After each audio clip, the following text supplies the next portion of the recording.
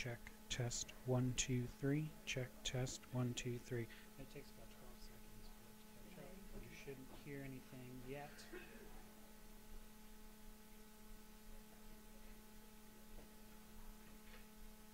You heard it? I didn't want you to hear it.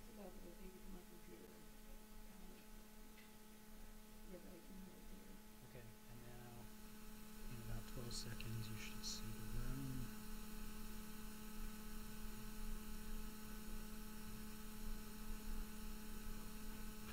Okay, it works. Check, test, 1, 2, 3.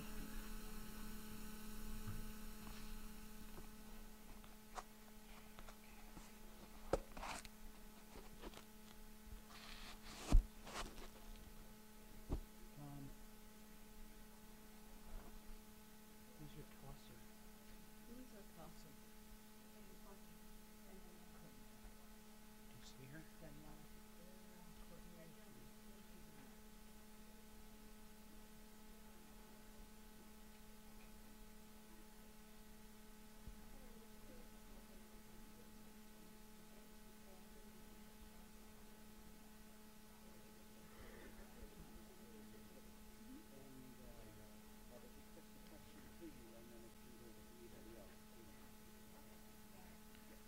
In your opening remarks, you should say something about the fact that we're going to be tossing this microphone around. Okay. It's soft, Okay. and it can be caught or dropped, Okay. but people just need to be aware that it's going to be flying around the room. That's lovely. Okay? Okay.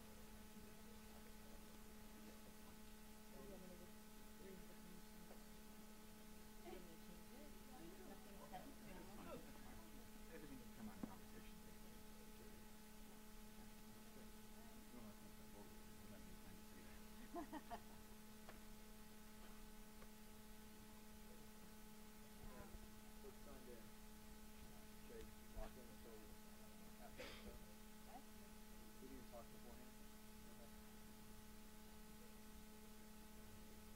Are you tossing?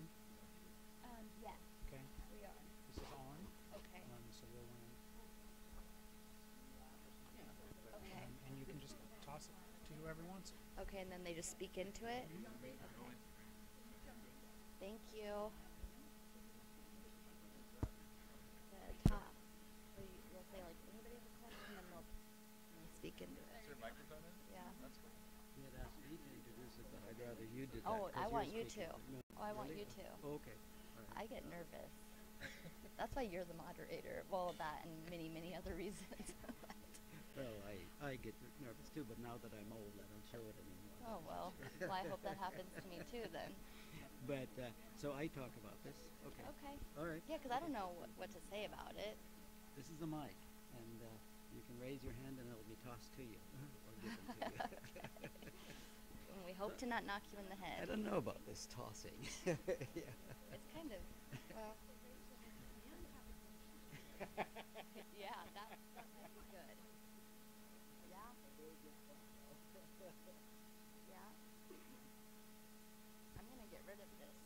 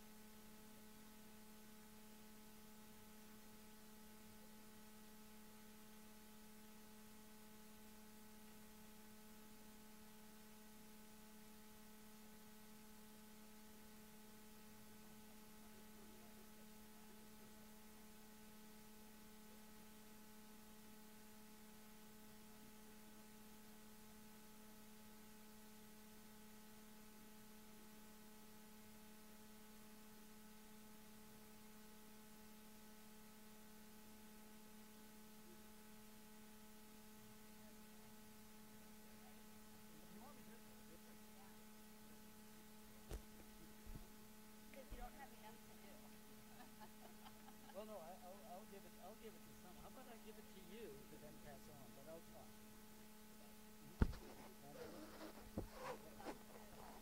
Whatever I can do to help. Not at all. Good, good. Oh, that's really nice. Nice.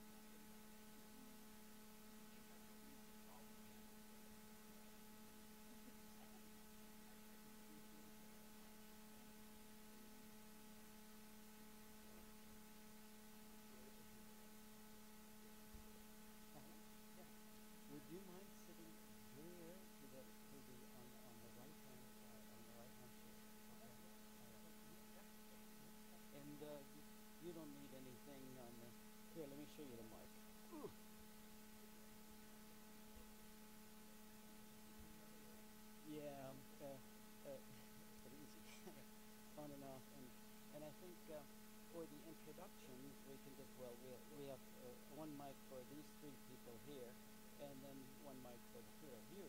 That'll stay on for your introductions, but then turn it off after your introduction. Yes, yeah. Okay, thanks. And you can give your introduction in Spanish. Well, you can, but I don't know how many people. That's right. Or in Portuguese. Did you chat? Yes. Okay. Okay.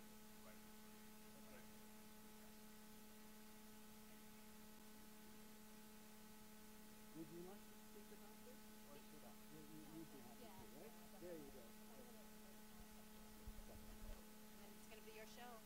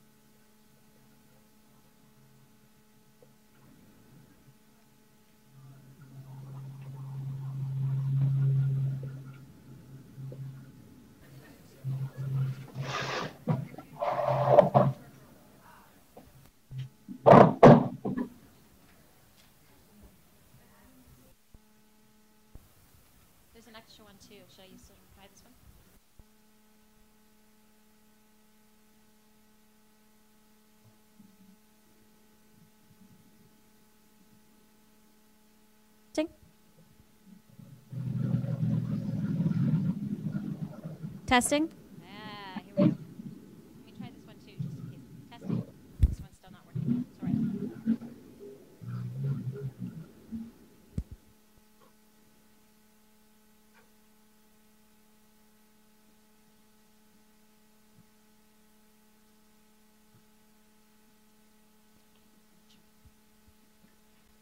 Hello, everyone. Can you hear me? Great. This is Armando. I can hear you. I'm sorry? Yes. This is Armando. I can hear you. Okay, 1 second. Sorry, everyone. We're just going to do a little bit of tech stuff as we have two panelists joining remotely. Bear with us. Check one. Armando, can you hear me? Yes, I can hear you. Wonderful, thank you. Okay, we're going to get started. I want to thank everyone so much for being here, and especially the people in the room, but also the people who are joining us remotely through live streaming. Sorry about that. Can everybody hear me? Is it okay? I think there's maybe an echo. Can you hear me now? Okay, I'm just going to keep going. Sorry about that. So first of all, I want to thank everybody so much for being here. We are very, very, very excited to host this incredibly important event. My name is Amy Scovell-Weaver, and I'm the project manager with the Center for Biodiversity Outcomes. And on behalf of Arizona State University, I'd like to welcome our distinguished panelists and the sponsors of this event, as well as everybody who's joining us around the world on a live stream. This event has been months in the making, and we have panelists joining us from 8 different organizations, and we're very excited to engage in this exploration of this very critical topic, which goes really beyond the conservation of the vaquita, but also goes into the question of what does conservation look like around the world for the species who are threatened, and how can we make conservation better, even while addressing the challenges that it presents. So, woo, great. Anyway, moving on. Those of us who are joining remotely, please feel free to type in questions that we'll be giving to the panelists during the discussion. What will happen is we'll have, we're going to bring in a few people, and then we'll also have the film screening, and then we'll have time for discussion and panelists. We're very, very excited to have you, and I'm going to go ahead and introduce one of our co-sponsors, Danielle Riley. She is from Plea for the Sea, which is a local nonprofit dedicated to ocean conservation and sustainability. So please welcome me in joining her. Thank you.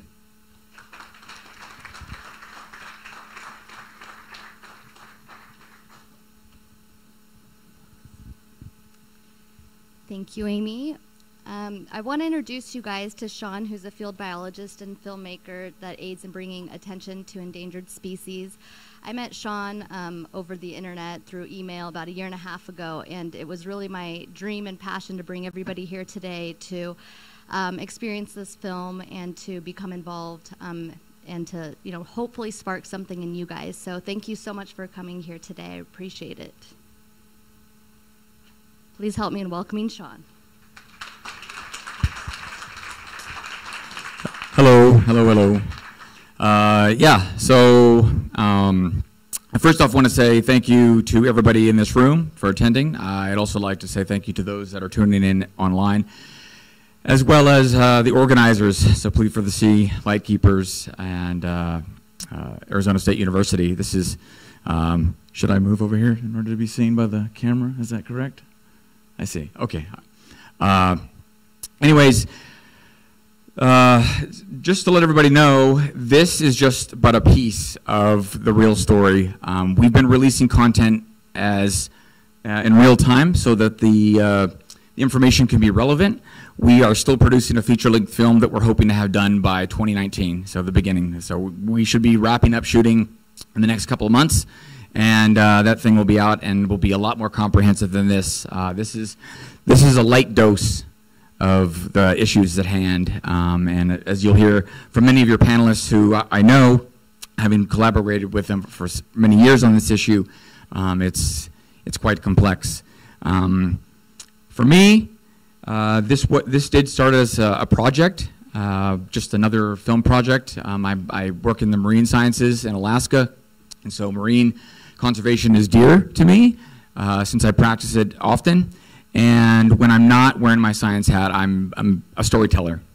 And the vaquita was an issue that was getting zero attention at this time, and I myself didn't know much about it, so we just dove right in. And now this project essentially has become much more than just a film.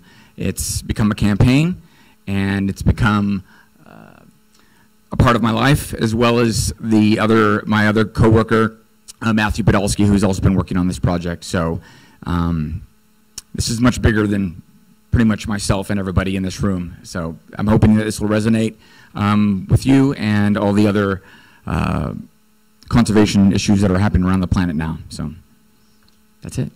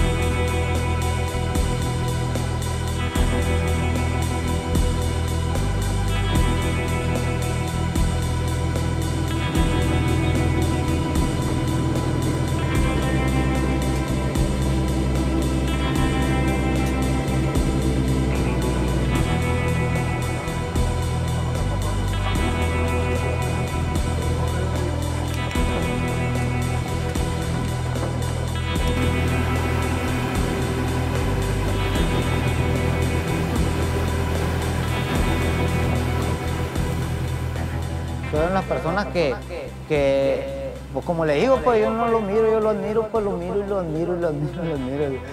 Yo no estoy un momento, cuando estoy en la panga, yo todo el tiempo estoy mirando el mar, todo el tiempo. Todos podemos presumir que somos buenos para trabajar y pues que nos gusta hacer lo que hacemos, nos gusta vivir de la pesca y nos gusta el mar y lo amamos y queremos respetarlo para que él nos siga dando, porque pues de eso nacimos, de ahí venimos nosotros. Pues mi papá fue pescador, mi hermano mayor fue pescador y yo también soy pescador, mis hijos son pescadores, pero tengo toda la vida en el mar, gracias a Dios, hasta ahorita.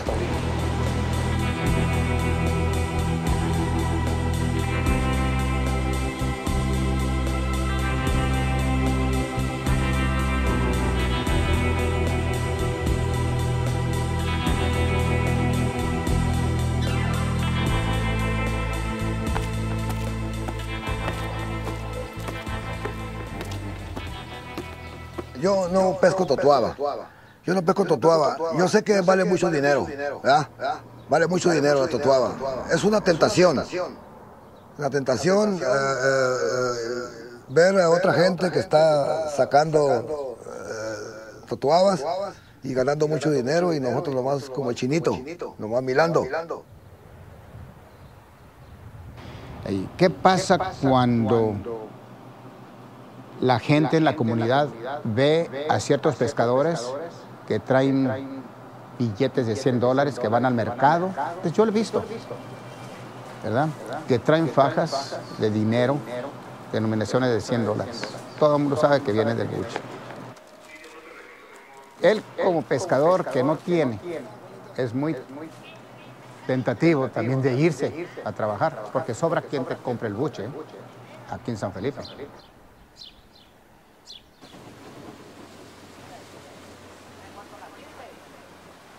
Alan me dice a mí, ve a pescar, tata, tú también puedes pescar. Todos están pescando menos nosotros.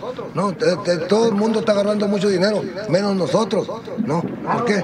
¿Por qué nosotros no? ¿Por qué ellos sí, nosotros no? Ese es el problema, ese es el dilema. Sí, nosotros no y otros sí.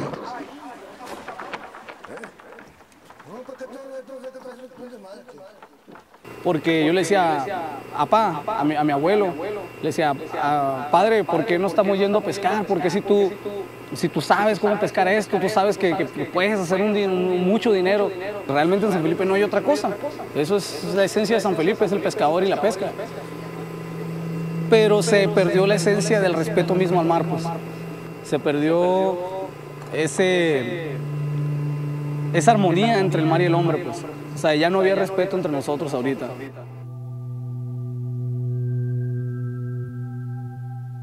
Estar aquí en una FAO, no pesca, es como pues estar muriendo poco a poco. Estar muriendo poco a poco. Ya no nos dejan pescar, ya no, ¿de qué vamos a vivir?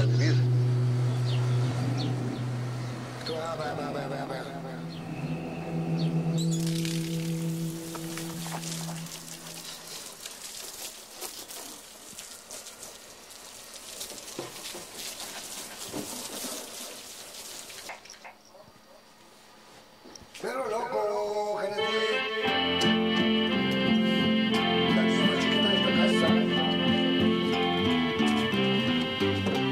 Mi esposo es de toda la vida, pescador. ¿Verdad? En tocante a lo que estamos viviendo ahorita, las problemáticas que estamos viviendo ahorita por el cierre de la pesca. Claro que sí, hay dinero, no hay mucha abundancia, pero sí hay para vivir.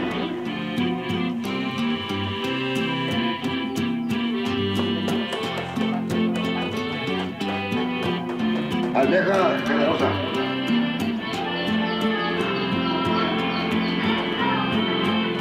Otra gente sí tendrá porque han usado otros artes de pesca.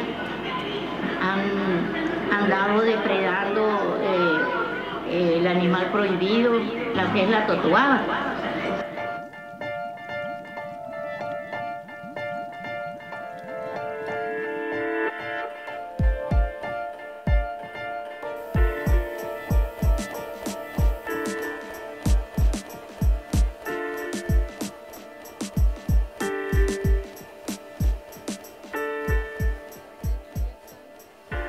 The totuaba is a marine fish that can grow up to 2 meters in length. It's only found in the upper Gulf of California and has faced decades of overfishing because of the demand for its swim bladder in China. Mucho problema con el buche de totuaba, vale mucho dinero.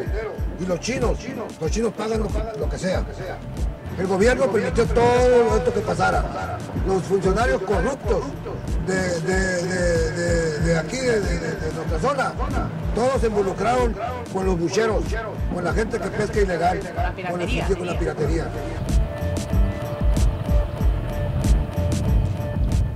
Although it's been illegal to fish for totuaba since it was listed as endangered in 1975, a recent resurgence in the demand for totuaba swim bladders in China has led to widespread illegal fishing.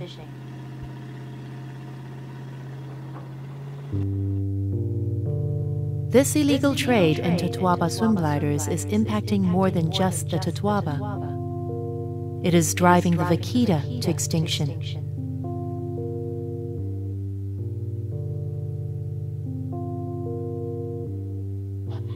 The vaquita is the world's most endangered marine mammal.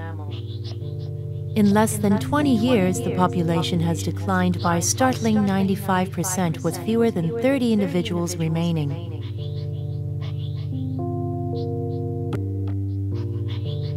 This small species of porpoise is found only in the upper Gulf of California.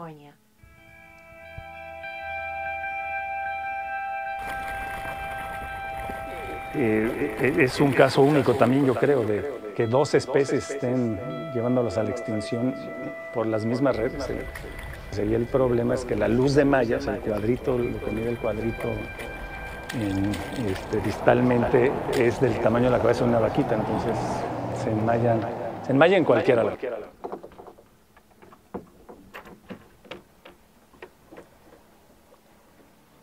In April of 2015, the President of Mexico traveled to San Felipe to announce a ban on the use of all gill nets throughout the range of the vaquita.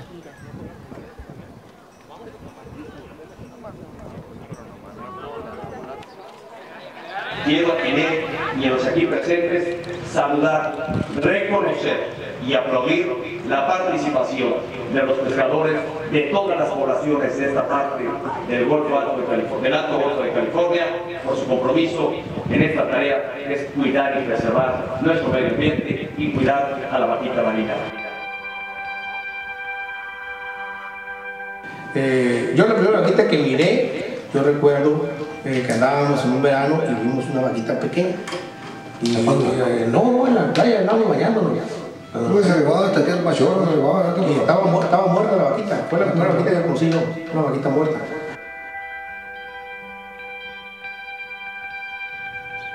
Y ya pues ya quedan muy poquitas, ya se están acabando, pues está crítica la cosa con las vaquitas. Y posiblemente si sigue la depredación de las totuabas, posiblemente también llegue a ser crítica la cosa. San Felipe, donde estamos ahora, y Santa Clara, son pueblos que se hicieron por la pesca de totuaba, ¿no? Y la pesca de totuaba era para satisfacer también a las comunidades chinas. Hay desviscerados para quitarles el buche. El buche es la vejiga natatoria, que es un globito que estabiliza al pez cuando nada. Eso es lo que tiene valor en China. Cuando estaba chiquito, siempre escuché en mi casa el nombre o la palabra totuaba. La pesquería, pues el puerto de San Felipe se creó de esto, de la totuaba. Vamos a ver. ¿Sí? Están cerrados.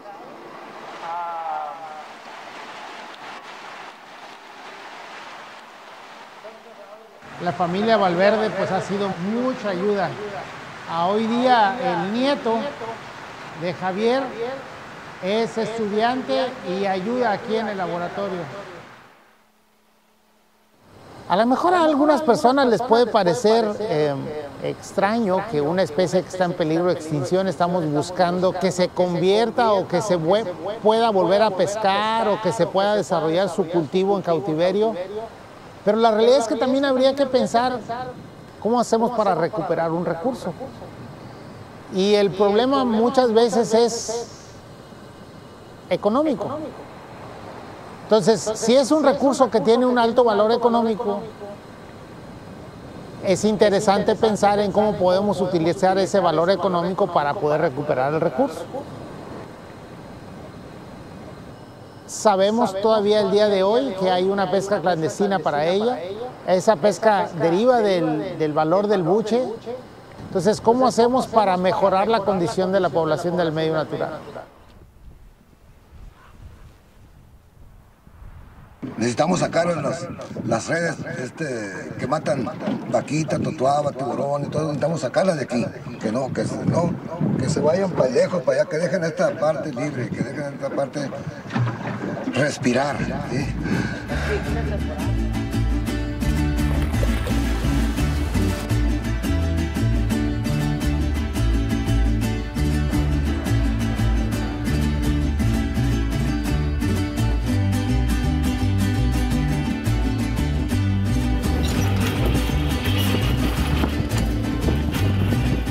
Let's put the sails as much as possible, and I'm gonna go like this.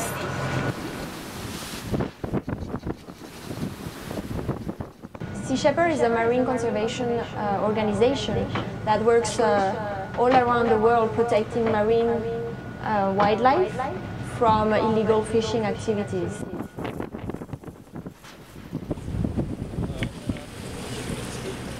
No, bring it to the stern. Bring it to the stern. Okay, we got it. Logramos hacer un gancho que arrastramos atrás de nuestros barcos y con ese gancho logramos atrapar a las redes totoaveras que están bajo del mar escondidas y que los pescadores ilegales van cada noche a chequear para ver si encuentran a totoabas.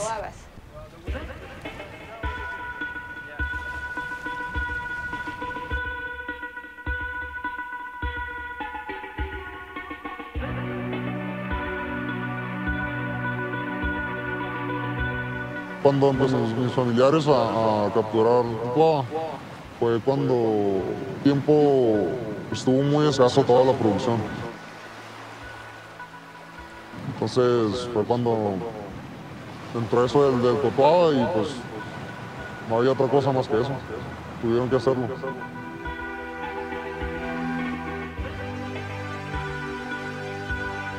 Siempre es de noche al atardecer. Siempre, digamos, a las 6 de la tarde ya tienes que estar en el agua.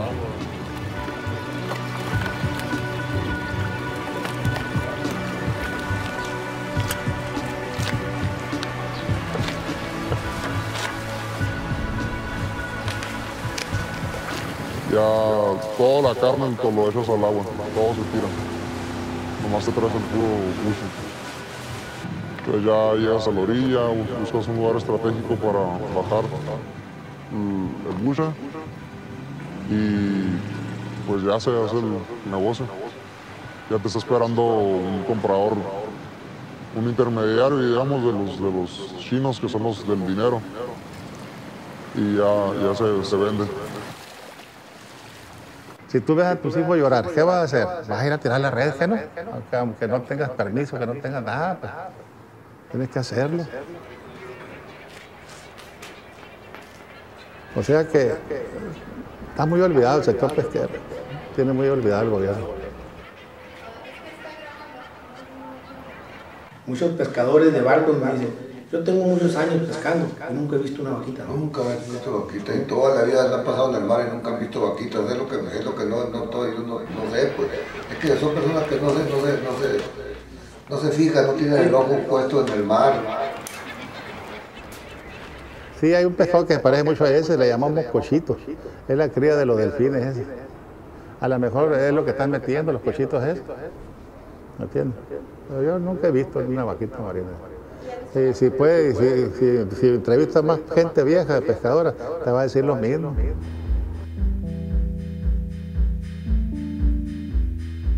La vaquita marina, hay tan poquitas que la gente realmente duda de su existencia o no. Y con este esqueleto pues podemos explicarles un poquito las diferencias entre un delfín como los que tenemos acá, delfín nariz de botella, delfín común, con la vaquita marina, que si bien son parientes, las vaquitas pertenecen a otro grupo, ellas son marsopas. Podemos ver perfectamente sus dientes, que son muy diferentes a los de un delfín en principio, y algunas otras características del cráneo. Y pues aquí la gente puede ver, ¿no? Realmente que son similares, pero tienen sus diferencias que la hace ser pues una especie diferente. Yo empecé a trabajar con vaquita hace más de 20 y tantos años. En aquella época veíamos muy poco de vaquitas, había prácticamente nada, excepto que estaba probablemente en peligro de extinción. La vaquita es difícil de estudiar, pasan una buena parte abajo del agua. Y luego la vaquita además es tímida, reacciona con cualquier ruido, se aleja, y está unos segundos en la superficie, y pum, ya no la ves, ¿no? In the fall of 2015, the U.S. and Mexican governments organized a 2-month-long survey effort with a goal of determining how many vaquitas remained in the upper Gulf of California.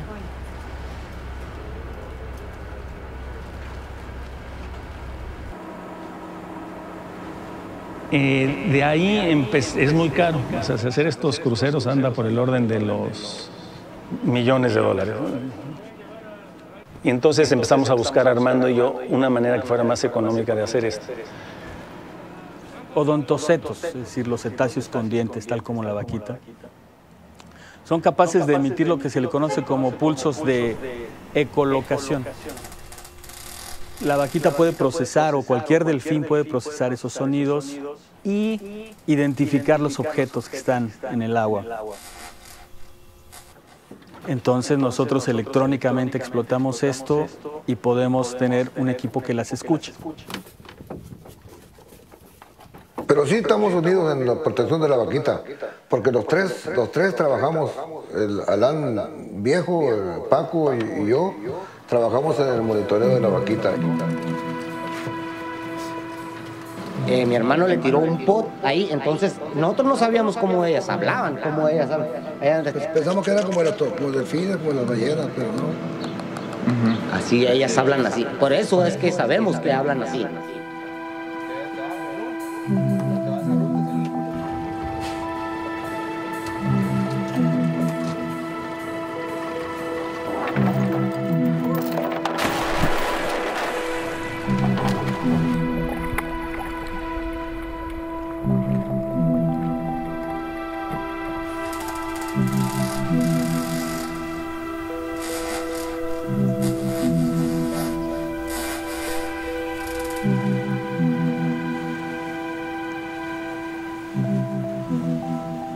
Desde el año pasado, en marzo del año pasado, 2015, el presidente de la República ordenó que se estableciera un programa para la protección de especies en el Alto Golfo de California. Estas acciones van desde vigilancia, inspección, hasta acciones sociales.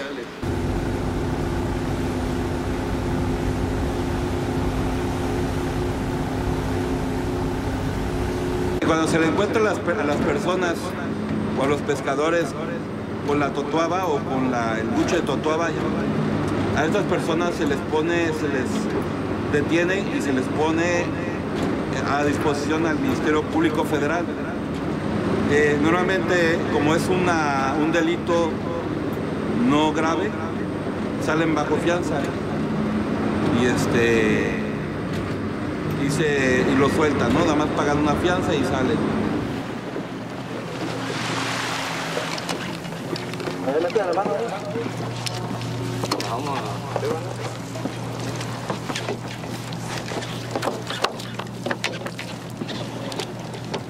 Pero sin embargo,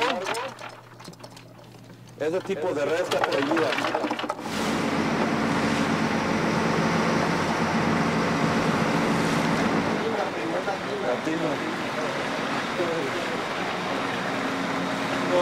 Estas redes que se usan para la pesca ilegal de la totuaba. Como ven, este tipo de redes pues son de 10 pulgadas, son grandes, dedicadas para peces grandes como la totuaba. Solamente en 5 días, 87 totuabas muertas.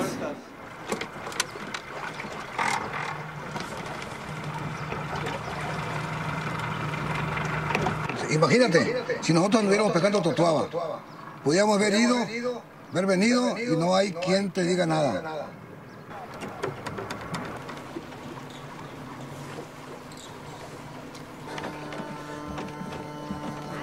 Aquí hay gente que sale a pescar con la bendición de autoridad local.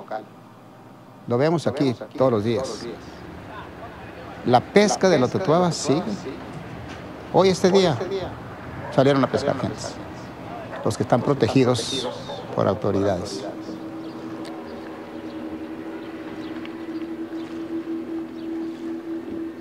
¿Cuántos pescadores más calculas que más o menos están trabajando en esto? Pues muchos, la verdad. Yo creo que la mayoría de los pescadores, o sea, del 100%, un 85-90% de los pescadores de todo el Golfo. We had multiple cases of individuals that were apprehended at the border with illegal totuaba bladders. We believe that there's a higher organization that is coordinating these efforts. And, you know, it makes sense. These bladders are worth so much money that, you know, there's a responsible party down in Mexico that is most likely making a large profit from this. This is a totuaba swim bladder. These are the appendages that are indicative only of the totuaba.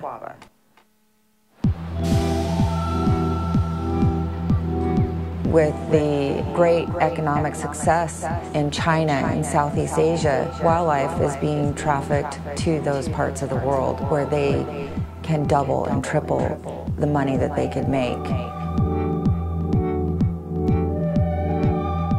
In Hong Kong, what we started to do was to do research on swim bladders. We've actually done quite a bit of work going to different shops to see what kind of swim bladders they sell, what the prices are. These tough swim bladders are believed to be very good from a medicinal point of view to help heal the things associated with damage to the gut, but particularly associated with things like postpartum damage after birth. 那些旧金山啊，那些就是大须的，它是须的比较。这个是哪里来的？就是外港的。这是外港。对，就是外港。是以前老货叫。The prices became so high that the swim bladders, some of these large, thick swim bladders, started to be traded just as an investment commodity. And so it moved on to another use entirely, which was just for investment.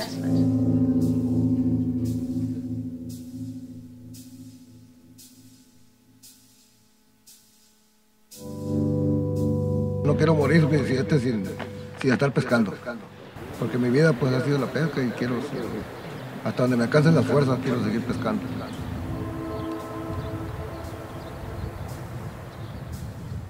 Como dice Ernest Hemingway, yo no debía haber sido pescador, pero para eso he nacido.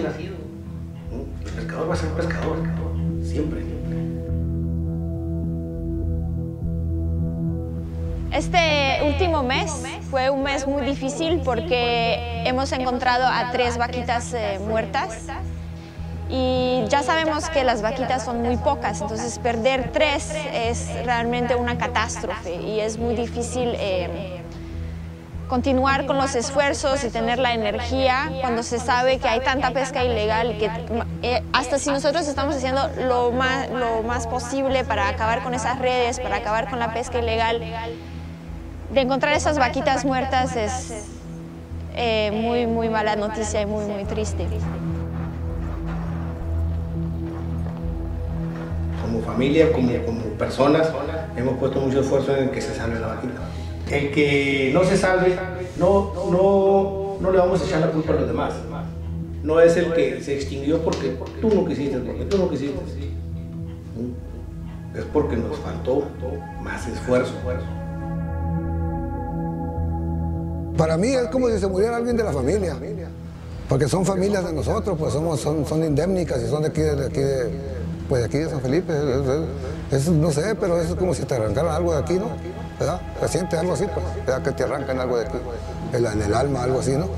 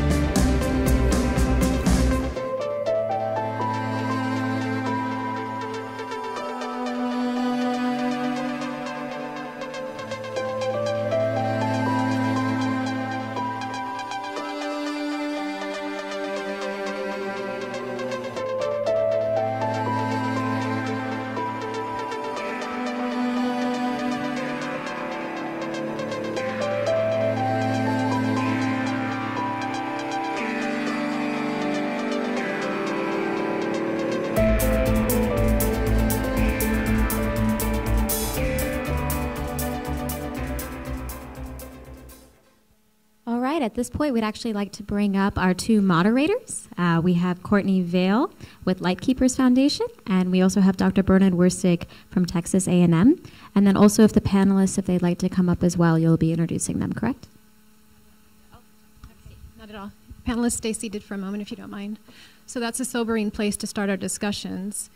I've been involved in the conservation world for over 2 decades and have been faced as a biologist and policymaker with trying to confront some of these challenging wildlife issues. And we have this opportunity before us, and I'm grateful to ASU for sponsoring it and for the panelists for traveling to have this discussion. The vaquita is not the only whale and dolphin species that is under threat and faced with potential extinction. We can look to the North Atlantic right whale on the eastern seaboard of the U.S., the Cook Inlet beluga in Alaska, the Maui and Hector's dolphins in New Zealand, just to name a few. I bring these up, these other species, because they are facing similar threats to the vaquita. Some of them are entanglement in fishing nets. The others have their own unique set of challenges. So when I think about the discussions today, I hope that we can reflect upon what we are doing right, what we might do better, and whether we can still carry the lamp of hope for the vaquita. So we lost the baiji, the Chinese river dolphin, in 2006, over a decade ago. And after an intensive survey of the Yangtze River, the species was declared extinct. Not a single individual was heard or seen. And this storyline of the baiji sort of, and probably does parallel the current story of the vaquita. And I'm going to ask us whether we can forestall extinction. And I hope we can get some direction from our discussions today, because this is as much about us as it is about the vaquita. So I would like to introduce Dr. Bernd Wurstig. He has, I guess, the sad distinction of potentially being one of the only researchers to have studied 2 critically endangered cetacean species on the eve of their extinction. He has a deep, deep expertise in marine mammal science, field research, and academia. And he has published extensively on whale and dolphin behavioral ecology and on humankind's threats to the marine environment. He's a gentleman. He's well equipped with these issues and knowledge to moderate our discussions for the next hour or so.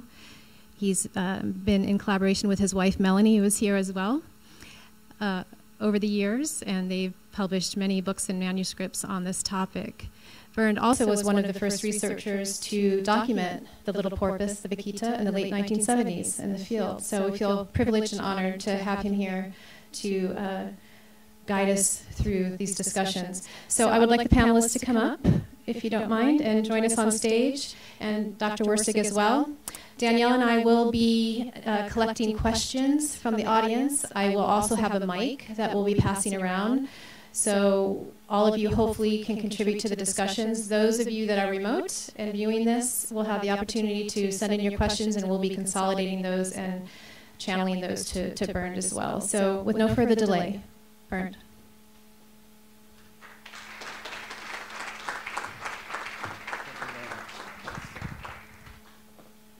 Thanks a lot, Courtney.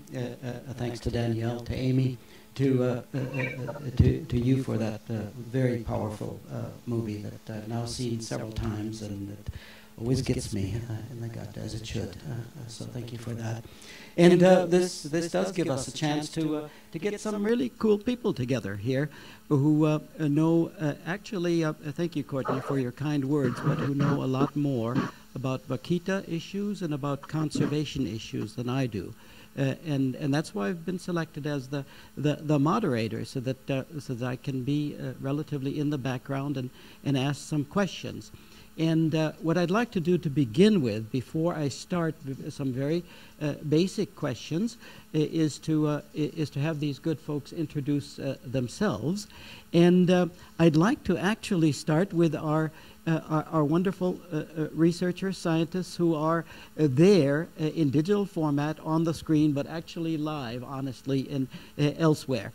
So Francis, could you please introduce yourself and say how you've been involved with vaquita? Yes, okay. I'm currently a veterinarian in the mammal sector.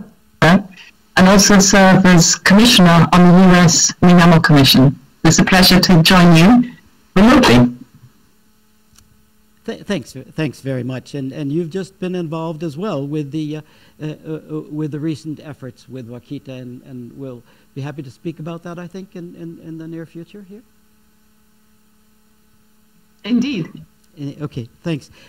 Do we have Dr. Armando Jaramillo Legorreta here? Maybe not at the moment. Can you hear me? Yes, we can. Hola. ¿Qué tal, Armando? Could you introduce yourself, please? Okay, first, thank you very much to you, Bern, and the university and all the organizers for this meeting. That this, for us, is really important to make the world know about the situation in the Upper Gulf, and particularly about the vaquita. I work for the National Institute of Ecology and Climate Change, that is part of the federal government. And I have been working with marine mammals and particularly cetaceans for the last 30 years. And in particular, I have been involved with vaquita research since 22 years ago, when we made the first abundance estimate.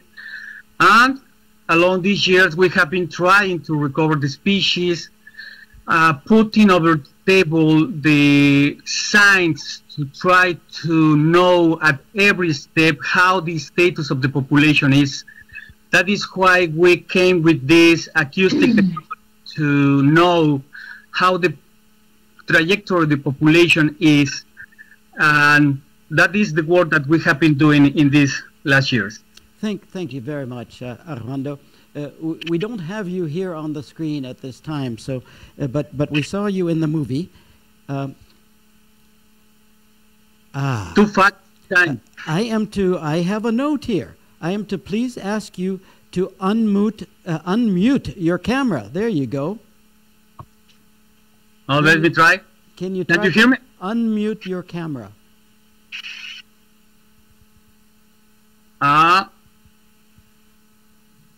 It's all right.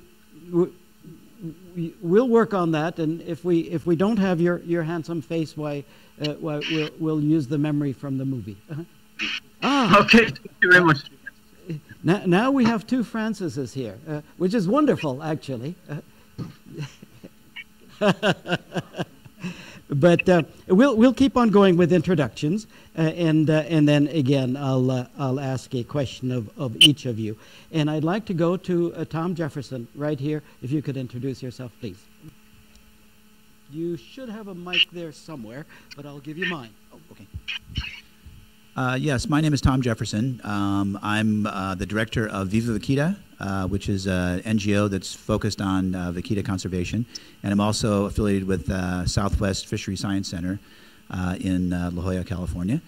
I have been involved in vaquita conservation and research efforts for, I think, since about 1986. So that's like 32 years, if I did my math correctly. When I was an undergraduate student at UC Santa Cruz. And I've been studying porpoises for pretty much my entire academic career, and that's how I became interested in the vaquita back in the 80s. It's been heartbreaking to see what's going on with this species, but I think the discussions that we're going to have here today will hopefully lead us to a situation where we can try to prevent these kind of situations from happening in the future. And I'm very thankful and honored to be here. Thanks, and I'll hand this over to Debbie Kolodner. Good afternoon. I'm Debbie Kolodner from the Arizona Sonora Desert Museum. We're in Tucson, Arizona, and just to answer that question, why is a desert museum represented talking about the vaquita, we try to interpret the entire Sonoran Desert, including the Gulf of California, and so we tell the stories of the Sonoran Desert, and we tell the stories of the vaquita. Hello, my name is Kate O'Connell, and I'm a marine wildlife consultant with the Animal Welfare Institute. I've been involved in marine mammal and fisheries issues since the 1980s, so for quite some time. I was fortunate in 1995 to be able to go out on a small panga, a fishing vessel, in the upper Gulf of California and actually saw a live vaquita. So one of the few people to have had that fortune. And so I have mostly spent my life working at international conventions, such as the International Whaling Commission, the Convention on International Trade in Endangered Species, and also various regional fishing management organizations.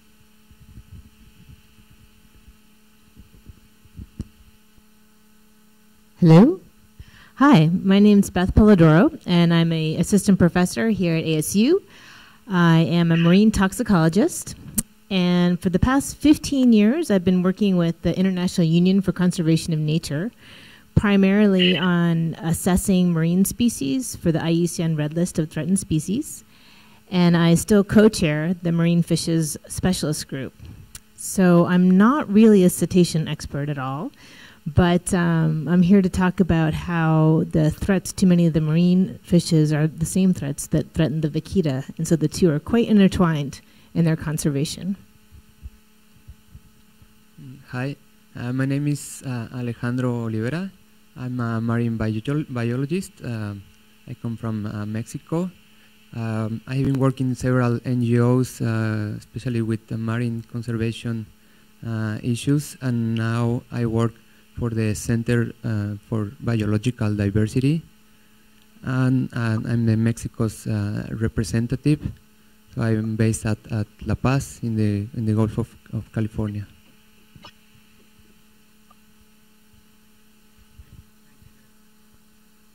Thanks very much for introducing yourselves here, and I will start out with some questions here for the panelists, just to get us going. But this is also your show, and definitely your show, and the show of others listening and watching elsewhere. So I know that questions will come in either for the panelists or for others, or discussion that we can get going. And Courtney kindly worked with the panelists and came up with 18 potential questions, and I almost at random, but I think I sort of tried to match those to the panelists here on digital and on your chairs up here on the stage. So I'd like to start with Francis, please. You can still hear me, okay? Yes, you can. You're smiling. This is good. I have the longest question for you, and it sort of follows from the end of this important movie that we just saw. Here's the question. Some biologists and ethicists suggest we should give up trying to save the vaquita, considering the vast resources required, the difficulties in enforcing net bans in Mexico, the critically low numbers of vaquitas left, which are probably insufficient to sustain a genetically viable population, i.e. low genetic diversity. Again, the basic question is, should we at this point give up trying to save the vaquita relative to all the other things going on, all the other problems that we have? And do you agree with that assessment? I do not, so I suppose that's why you started with me.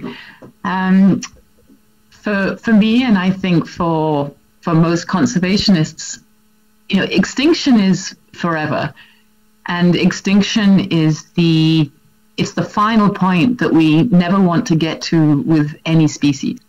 So in the case of the vaquita, we all care about the vaquita. We're trying to conserve the vaquita, but we also are working to conserve the ecosystem of the Upper Gulf of California. So the vaquita is one part of a complex ecosystem. We've heard about the museum interested in the Sonora Desert and therefore the vaquita.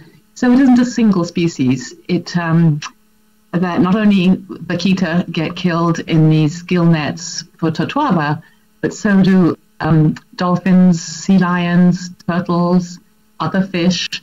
So a whole suite of even invertebrates are getting caught unintentionally in these nets that are actually being used by fishermen who are also part of that ecosystem. So it's a complex question that you ask, but the first part, should we stop? Absolutely not while we still have vaquitas on the planet. It's never too late to save a species when we still have males and females, and we know that they can breed. We've seen calves in the wild. We've seen healthy individuals. So there's no evidence yet that vaquitas, if left to their own devices, can't breed and survive in the wild if they aren't killed in gill nets. Secondly, as far as genetic diversity, what's very interesting about the vaquita is the work that has been done and published to date on genetic diversity, looking at individuals that died in gill nets 20 to 30 years ago, still showed quite remarkable genetic diversity, although with a limited suite of haplotypes at what was looked at. Individuals that are the last animals that were killed in gill nets that we've examined. And by doing full genome sequencing, it does look as if each of those individuals is very much a distinct haplotype, and there is diversity in those remaining individuals. So what we think has happened, and I'm no geneticist, so I'm really referring to the work of colleagues such as Bob Taylor at the Southwest Fisheries Science Center, is that when the vaquita first came up to the upper Gulf of California and separated from other porpoises, at that time there was a loss of genetic diversity. But then in the individuals that remained, there was enough diversity there that allowed individuals to be distinct from each other and allow for healthy genetic population, if you like.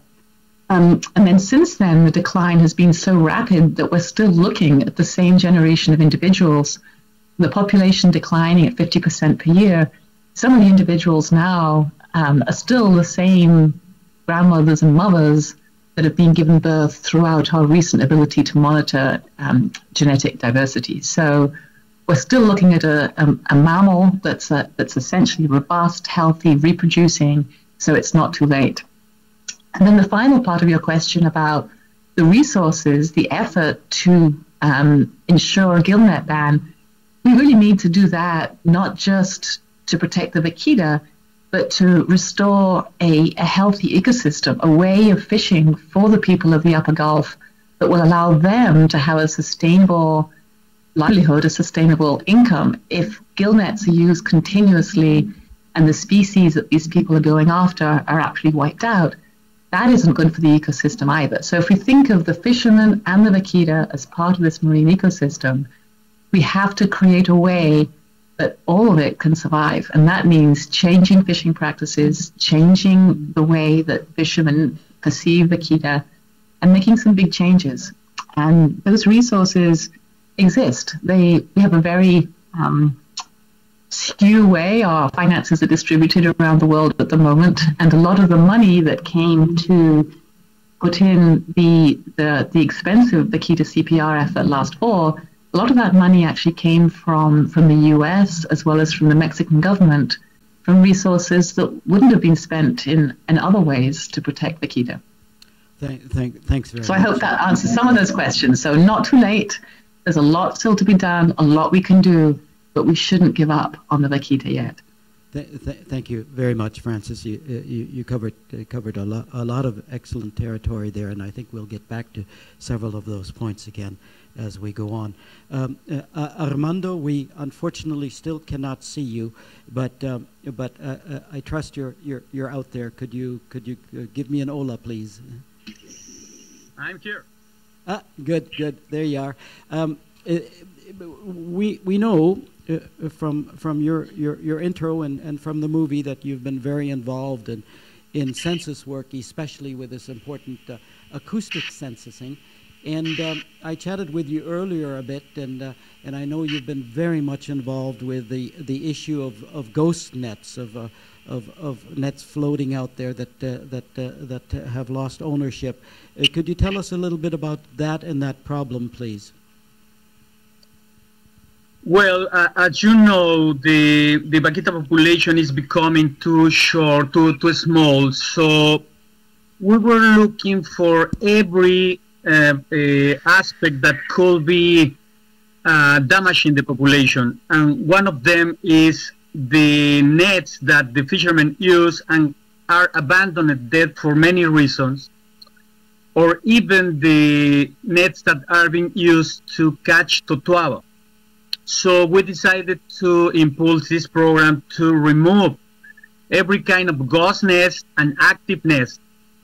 So we started that 3 years ago, And at the first stages of the program, we removed a lot of nets that were really old, but could be dangerous for the vaquitas. But later, we discovered that we were removing active nets, meaning that are nets that were deployed few days before, or maybe 1 month ago. And especially during the Totoaba season, we have been removing a lot of nets, indicating that the illegal fishing is active, totally active, and that the fishermen are finding ways to avoid the programs of surveillance and enforcement. So that's why it is so important. We have been working with many agencies of the government and some NGOs in this effort, including Sea Shepherd Society and World Wildlife Fund Mexico. And we are right now in the middle of the Totoaba season, and we have been removing a lot of nets. So it appears that the problem persists, but we are every piece of effort to try to stop that, and the Mexican government is trying to do its job by putting a big force task there to avoid the illegal fishing, and also trying to change some laws in Mexico. You see in the video that the catching of Totoaba is not a big trouble for them, because they can get out of the jail with a bait. But now it's a federal crime to catch a wild species. So we are still trying, but we have many things to solve still. But that's the program that we have been doing in the last years. Thanks for that. Thanks for explaining that so very well, Armando. And I'm sure there will be follow-up questions relative to that and other attempts. I'll go to Tom here next to me. And my question to you, question number 1, is can you share what went right in our collective attempts to save the vaquita, and what went wrong? Right and wrong would be in quotes here. What do you think are the lessons learned from this conservation challenge?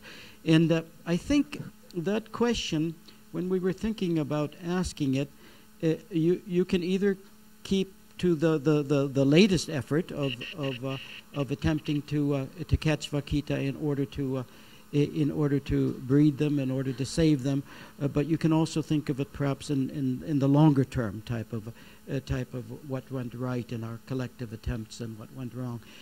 It's really up to you, Tom, how you want to address that, and I know you have some good thoughts on it. Thanks, Bernd. Yeah, I think I will answer the question more in terms of the long-term effort. As I said, I've been involved in vaquita conservation efforts one way or another, on and off, for about 34 years. And I think the thing that makes me feel sort of most optimistic, and that is something that I would say has gone right with this effort, has been the bringing together of people from different perspectives and from different agendas, and from different organizations that don't normally work together for a common cause, and a dedicated effort to really make use of the strengths of different organizations and different people to sort of develop a team that can try to address this very, very complex and very difficult issue. And an example of that is some of the working groups that have developed especially over the last couple of years, that have involved a lot of NGOs, some of which have been involved in cetacean conservation and vaquita conservation for a while, and others that are pretty new to it, along with people from really, really different walks of life, including folks from the aquarium and zoo industry. And as you know, oftentimes there are conflicts that prevent those two groups of people from working together. But it's been really comforting, and I think, really good to see that in this issue, There has been a lot of attempt to sort of put aside differences that people might have on other issues related to dolphins in captivity for entertainment purposes and things like that, and sort of focus on a common desire to try to help save the species from extinction. So that is probably the thing that comes to mind first when I think of what has gone right in the vaquita conservation issue. In terms of moving on to what has gone wrong, there's a lot there. The main thing, you know, I think other than the main thing I think that really has gone wrong has been that we, all of us involved in the issue, kind of got blindsided by this Totoaba resurgence issue. As probably many of you know, the original decline of the vaquita back in the early 1900s, around the time that it was discovered, and even before it was discovered, it was thought to be declining already, was related to Totoaba fishing, but for a very different purpose. It wasn't a demand from China, it was for the meat of the fish itself. And over into the late 1970s the late 1900s and the early 2000s, that issue sort of went away for a while, and the vaquita was still facing some serious problems with gillnet fisheries, but it was largely fisheries for shrimp. And there was a lot of good progress made in the last about 10 to 12 to 15 years ago on addressing that issue, and I think we might be in a very different situation right now if that had stayed the case. But unfortunately what happened is maybe 8 to 10 years ago there was this resurgence of the Totoaba issue, but again for a very different reason, because as you heard in the film, for a demand from China for the bladders for this fish. And that kind of caught all of us, I think, quite a bit off guard. And I'd say that that was one thing that comes to mind to me as something that kind of went wrong. I don't think it was anybody's fault. We just did not see that coming, and it blindsided all of us, and we were probably not as prepared as we would have been if we had known about this to deal with that issue. It's been a very, very difficult issue to tackle.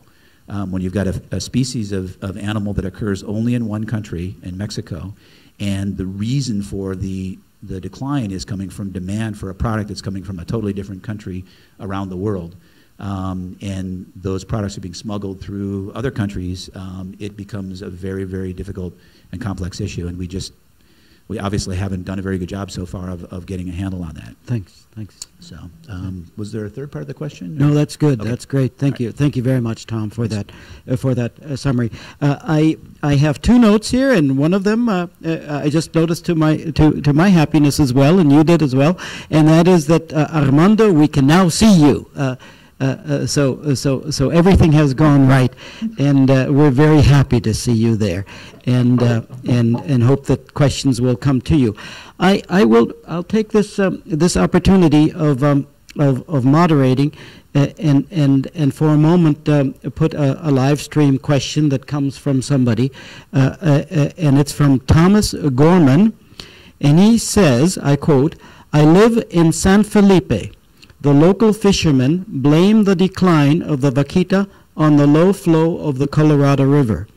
It seems that if that was true, the vaquita would not be healthy and reproducing as individuals." So that's a question from Thomas Gorman from San Felipe, and I open that up to any one of you on the panel if you would like to answer him.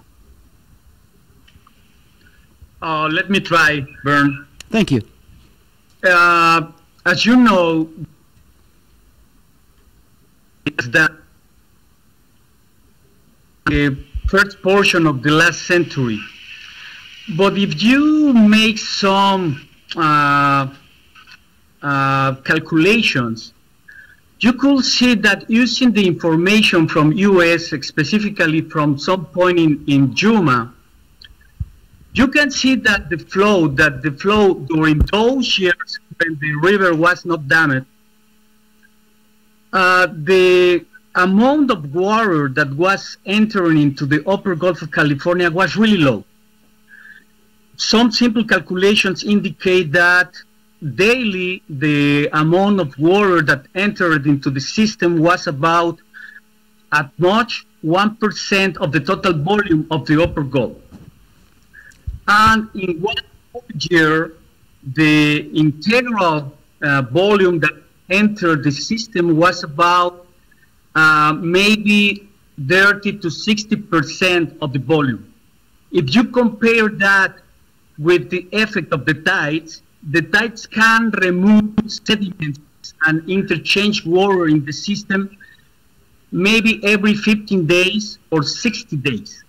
So the effect of the tides is really, really more important than what the river was.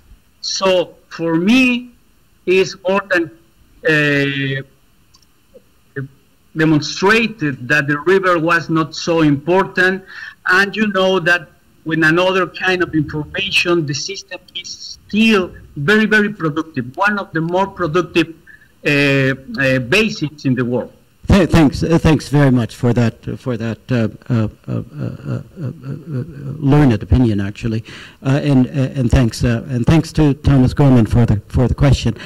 We go on to Debbie. In our scheme here, you're the director of conservation at one of my favorite places, the Arizona Sonora Desert Museum, and I'd like to ask you about your thoughts about the role of zoos and aquaria relative to these kind of very endangered species, and maybe give an example or two if I know you have them, but if you'd like, on things that have gone right with some terrestrial animals that might help lead us here with the vaquita. Thank you, Bert. Yeah, it's instructive to look at the past for some inspiration in this case as well. Zoos and aquaria do direct conservation, meaning we have species in our care that are endangered in the wild, and we help to hold populations when their habitat is not adequate for reintroduction. We help in breeding. But we also do a lot of indirect conservation work through education. So I'll talk a little bit about both of those. And the direct conservation work, there's some great stories that happened right here in Phoenix at the Phoenix Zoo, was instrumental in the recovery of the black-footed ferret, which is on its way to recovery now, we hope. The Arabian oryx. The black-footed ferret is an example of a species that was declared extinct until a woman's dog brought an unknown animal back to her, and she brought it to an expert to be identified, and it was found to be a black-footed ferret. There was a small population left in Wyoming. I think there were 18 individuals brought into captivity, and now we have thousands in the wild in 8 western states. So perhaps that can be inspiration for vaquita. At the museum, we work with a lot of aquatic species in the terrestrial realm who have maybe an even harder chance at recovery than the vaquita, in that their habitats are really disappearing due to the same issues we hear about with the Colorado River. There's the lack of streams and rivers in the West. And so we hold those, we breed them when we can, and zoos and aquariums are very good at husbandry. You know, we learn a lot about how to keep animals in captivity so that if it's necessary to take them into captivity, they have the best chance available to survive. But the other things that, as I mentioned, zoos and aquariums do is education. We see 180 million visitors in U.S. zoos and aquariums, 500 million visitors worldwide at zoos and aquariums. And those are also people, our visitors are people that we need to engage in this, of course. We need them on the economic front, we need them as consumers of sustainable products, and we need their support financially. As you heard, some of the money that went to the vaquita rescue came from zoos and aquariums. So I think we impact many more people by education even than with the direct conservation efforts. Thanks very much for that. I'll pass, if you could pass that on to Kate. Kate, you've been involved with the IWC, with the International Whaling Commission, that is, with quite a few efforts to help endangered cetaceans and other marine mammals. I know you have also a particular interest in alternative fishing technologies. So I have question number 7 here. How much promise does the development of alternative fishing technologies and methodologies hold for the future of the vaquita? I personally think this is probably one of the most important questions to answer, simply because it impacts the local communities in the Upper Gulf. I think one of the failures that we ran into early on is that we haven't been successful enough in reaching out to the fishing community and also offering them alternative livelihoods. That can include both fishing that is least impactful in terms of bycatch, but also alternative livelihoods. We've tried for decades. There have been millions and millions and millions of dollars invested in trying to find alternative fishing gear for these fishers in San Felipe, Golfo Santa Clara, and unfortunately, it hasn't been as successful as we have hoped. There have been trials with a fishing trawl, a small fishing trawl, that seemed to work well in San Felipe, but did not work at all in Golfo Santa Clara, according to the fishers. They're now looking at a new type of fishing for shrimp, which is called a suripera net, which is like a panel, so it doesn't really impact as much in terms of bycatch and entangling an animal. That's undergoing trials now. Again, we're running into the same issues where some fishers seem to see its promise and others don't. But unless we can offer these alternatives and make them economically viable, we're going to continually run into the problem of illegal fishing. And, you know, we talk about the totoaba being a target for illegal fishing in the Upper Gulf. There are a wide number of species that are being illegally fished in the Upper Gulf. Sea cucumbers coming into Tucson and then going on to China, yes. So there are lots of different species that are going to be impacted by illegal fishing. The one thing I'm very concerned about right now is the Gulf corvina, because that is one species of fish that's allowed an exemption under the June 2017 fishing ban on gill nets in the Upper Gulf. If the Gulf corvina fish also has a swim bladder, its maw's price is starting to skyrocket in the same way that we've seen with the totoaba. So unless we're able to find an alternative for Gulf corvina, we're going to see more and more impact on that species. It's vulnerable right now, right? Am I okay? It's a vulnerable species. I think it could well become endangered itself. And so we definitely need to look for these alternative fishing gear. I'm going to hope that something happens. A lot of it depends on the Mexican government. Thanks very much for that, Kate. That leads to our very own Beth Polidoro from Arizona State University, and I think these two sort of questions relative to the ecosystem, relative to what Kate was just talking about, might maybe you can discuss as well. You've been very involved, Beth, with the IUCN, the International Union for the Conservation of Nature and Natural Resources, and maybe you could talk a bit about the IUCN role, but also about the ecosystem as you think and worry about it in that area. Okay, thank you. So the IUCN is one of the world's oldest conservation organizations in the world. It's an intergovernmental organization comprised of members that vote, as well as scientific advisory commissions, and then the Secretariat, which are the paid staff that support those two programs. And IUCN prides itself on providing what's called knowledge products. And two of those knowledge products are very relevant here. One of them is the IUCN Red List of Threatened Species, which essentially provides a baseline for looking at the population status of all species that are taxonomically valid, so that we can reassess those species every 5 to 10 years. And when a species listing goes up or down, gets more threatened or less threatened, we can it gives us a measure of whether our conservation actions are succeeding or they're failing or absent. Okay, so it's basically a knowledge product. And the second type of knowledge product that IUCN produces is the World Database of Protected Areas, which supports, IUCN's activities in protected areas supports the World Heritage Program, which the Northern Gulf of California is a World Heritage Site. And both of these knowledge products help to bring in funds for conservation and protection, being listed as a World Heritage Site and having threatened species, and in combination with high biodiversity, can bring in funding from different global, regional, and national level organizations. For those of you maybe not familiar with the Gulf of California, it's one of the most biodiverse ocean areas along the eastern tropical Pacific. If you like numbers, I can give you some. There's about 900 marine fishes in the Gulf of California. And if you look at the entire eastern tropical Pacific, which goes from California to Chile, there's about 1,200 marine fishes. So 900 of the 1,200 occur in the Gulf of California, incredibly speciose.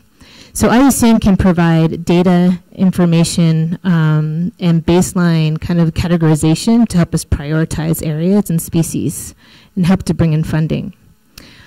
And I wanted to touch on also that the IUCN listings for threatened species extend beyond the vaquita, as Kate referred to. Not only do you have the Gulf corvina that's vulnerable in that area, the totoaba is critically endangered. There's also a number of other marine fishes, including this one species of Sierra, which is a mackerel that hasn't been seen in decades. Its range has been reduced by about 90% over the past 30 to 40 years. And, you know, all of these species in the northern Gulf are really threatened by the same threats. You know, it's overexploitation, fishing practices, cessation of the Colorado River, a change in habitats, pollution. You know, they're the same threats. The way species respond to these threats are different. You know, different life histories, different reproductive strategies, etc. But I feel like by addressing the threats to the vaquita, we can really you know, kill multiple birds with one stone, so to speak. You know, we can really promote conservation for a number of these threatened species across the northern Gulf. Very much for that, Beth. Well, our final panelist, and my finally sort of official question is to Alejandro Oliveira, who just flew in from beautiful La Paz yesterday. Welcome, Alejandro. I mentioned to you that I might want to go broad again and ask you to discuss this question. Considering that the vaquita is the most critically endangered marine mammal on the planet, in your consideration, did we do enough? Are we doing enough? And I guess most importantly here, what could we have done differently that might help us lead to a hopefully better outcome than we're seeing at the moment, Alex? Yes, thank you. I think we are not doing enough.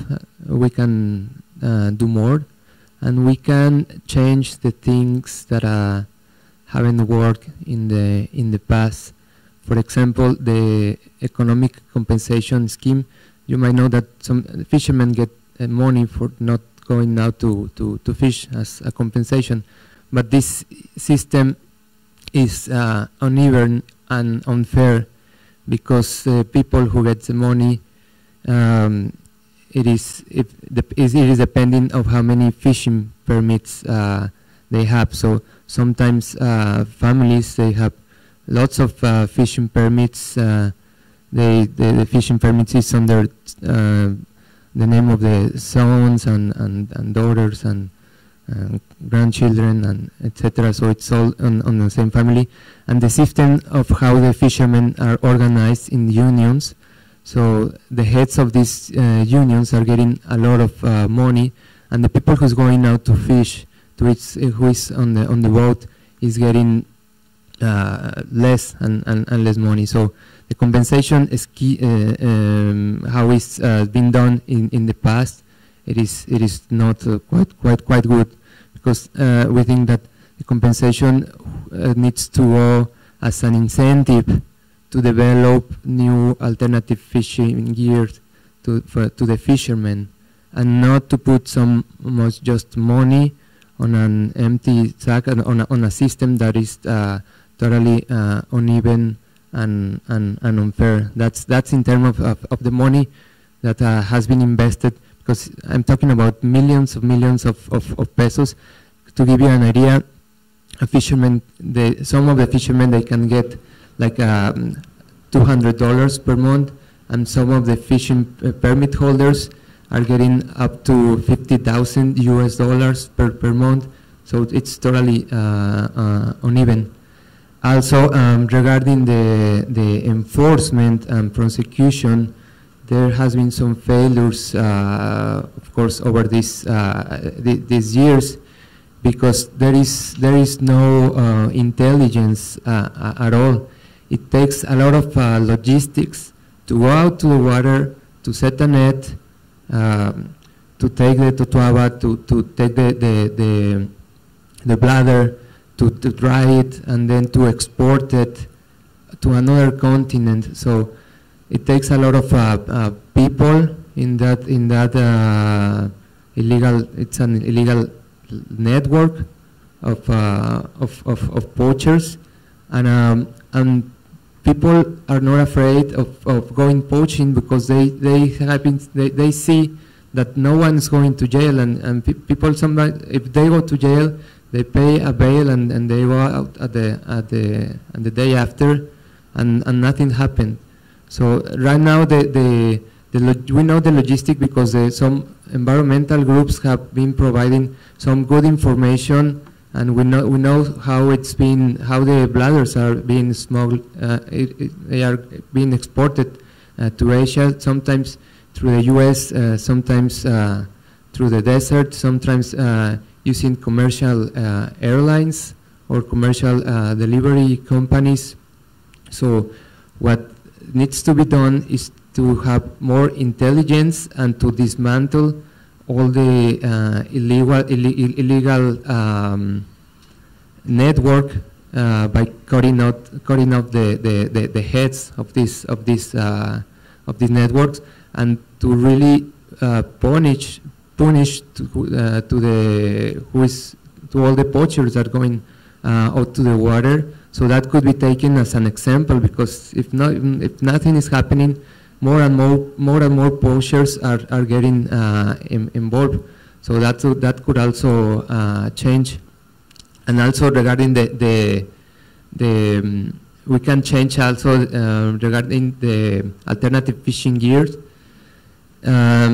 We have known that some of the fishermen sometimes they have some ideas to develop new fishing gear. So they need the government needs to be more supportive with these fishermen, and not to try to just impose those just one style or one type of fishing gear to use it. No? There has not the communication between the fishermen and the government has is sometimes not quite good, and sometimes the fishermen they get really upset because the government just keeps promising things and they never deliver. So they have the trust there. It's very weak. So I think we can change that things, and I think things can go better. Thank you very much, Alejandro. Kate, you wanted a follow up there. Mm-hmm. It's actually a question for maybe Armando or Alex. I understand that at least until recently, the compensation packages that were promised to San Felipe have not yet been paid, and as a result, there's been some violent reaction. Are the plans still to go ahead and make the payments, or are you aware what the status is? Alejandro, do you want to go? Yeah. We know now that they have not received this last 3 months compensation money, and sometimes the government said that they will get the money next week, and fishermen have no idea of when are getting this money, and they are negotiating the compensation month per month. So we don't have a long-term planned, like a buyout plan or a rent-out plan. It's just always like month per month, and of course there's a lot of angry people in the fisherman town. So sometimes there's some violence there, and there's some riots because they're just upset. Yes, please. Okay, so I've just come from Mexico, and I can speak exactly to what you're referring to. The anger is for a variety of reasons. One is that this area feels left out, and that the government is completely ignoring them. And when a government makes promises and doesn't follow through, and there are no other options, then everybody kind of gets categorized as being in the same pool, and then that's where it gets a little gray, because not everybody in this area is a poacher. And I want to be clear, there are poachers, and then there are fishermen. There's no such thing as a illegal fisherman. This is a right, this is something that they've always had to do. It's just unfortunate under these circumstances that a lot of this is bled together. Many of these people have, because they have not received compensation, and because there has been no alternative fishing gear, and because there's no alternative livelihood, become poachers. There is no other option. And as you saw in the film, and I've interviewed hundreds of fishermen all around the Gulf, and I feel for them when I share a meal with them and their family and their children, and they're expressing this, and then on our national television, the government gets on there and says, we're going to pay these people, and then I get to Mexico, and then I'm asking them, have you been paid? And they're like, no. And I've been hearing this for years. Initially, there's several fishermen that when this ban went into place in 2015, there was supposed to be compensation. And there were many fishermen that didn't get paid for a year, an entire year. And the amount of money that they're getting, by the way, is a little bit of an insult, because essentially right now, what is it now? Is it 8,000 pesos? That's like 400, that's just under $500. And the Valverde family that you saw in that film have 9 people living in their house. 9, including children. So you can understand the frustration that is coming from these communities. In regards to the violence, so violence is coming, again, from different directions here. Violence is coming from frustration from the government. You know, there were riots in Santa Clara about a year ago because of this Covina fishery, which that's a whole other can of worms. This is why we have to keep a lot of things out of the film, because it would be so hard to even follow the thread. We're going to try to do more of this in the future. But then, because of this organized crime element that's come into the picture, there's a little bit of turf war happening here, and there have been incidents of jealousy and greed, obviously, because it's worth a lot of money. And then this is where these murders and whatnot happen. There have been a couple incidents of that. The riot that happened, we actually were in that riot filming, and that was caused by poachers, young poachers, which a lot of these poachers, by the way, happen to be a lot younger.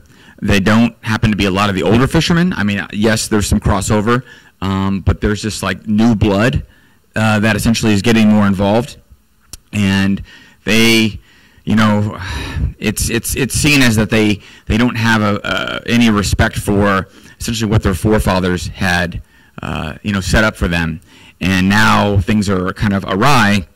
But that particular incident that happened was that they were apprehended and then taken away by the Navy, and I'm sure compounded by the frustrations of not receiving compensation, not to mention wanting to go fish illegally. They got upset and they challenged the Navy, and it was very ugly. There were hostages taken.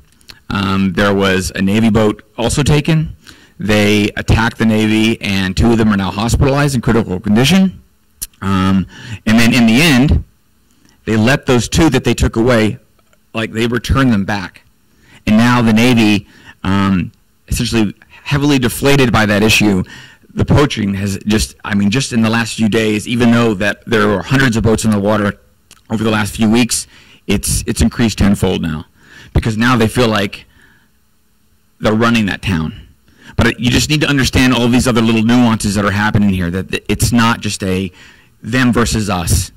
You know, the Valverdes are a great example of, and unique example of what it's like to do everything they possibly can to help save the vaquita. Well, they're involved in the acoustic monitoring program. They're removing gill nets. They're fishing south outside of the exclusion zone. And they're still not getting paid, but they're also not starting riots. There's something very noble about that. But that's to say the people that they're surrounded by also that are a part of this are like halfway in on both sides of the fence. And always, including Javier, wondering, I might actually go poaching one day because I've got nothing and I've got to feed my family. So people just need to see all these extra little things that are really, really important. Thanks very much for that sad, sort of more political, social political perspective. Did you, perhaps before I move on to the audience, Armando, did you want to jump in perhaps on some of those comments? Yeah, I agree that fishermen can be really, really tired that the government is not meeting with the promises that they do. But the recent violence and the recent poaching is not explained by the fact that during the compensation since 2015, there was a lot of poaching. If you remember, the president of Mexico decided to close not a small piece of the upper Gulf, completely all the distribution area of vaquita, and gave the compensations to all the fishermen. And for sure, there were extreme failures in giving those compensations, but there were still people there poaching. And I'm sure that there were fishermen compensated that were poaching. So we need not to bring all the failures to the government. There were also people that decided to be poaching, and we need to recognize that, right? And also let me tell you that the information, the acoustic information that we have shows that between 2011 and 2012, even with big interval conflict,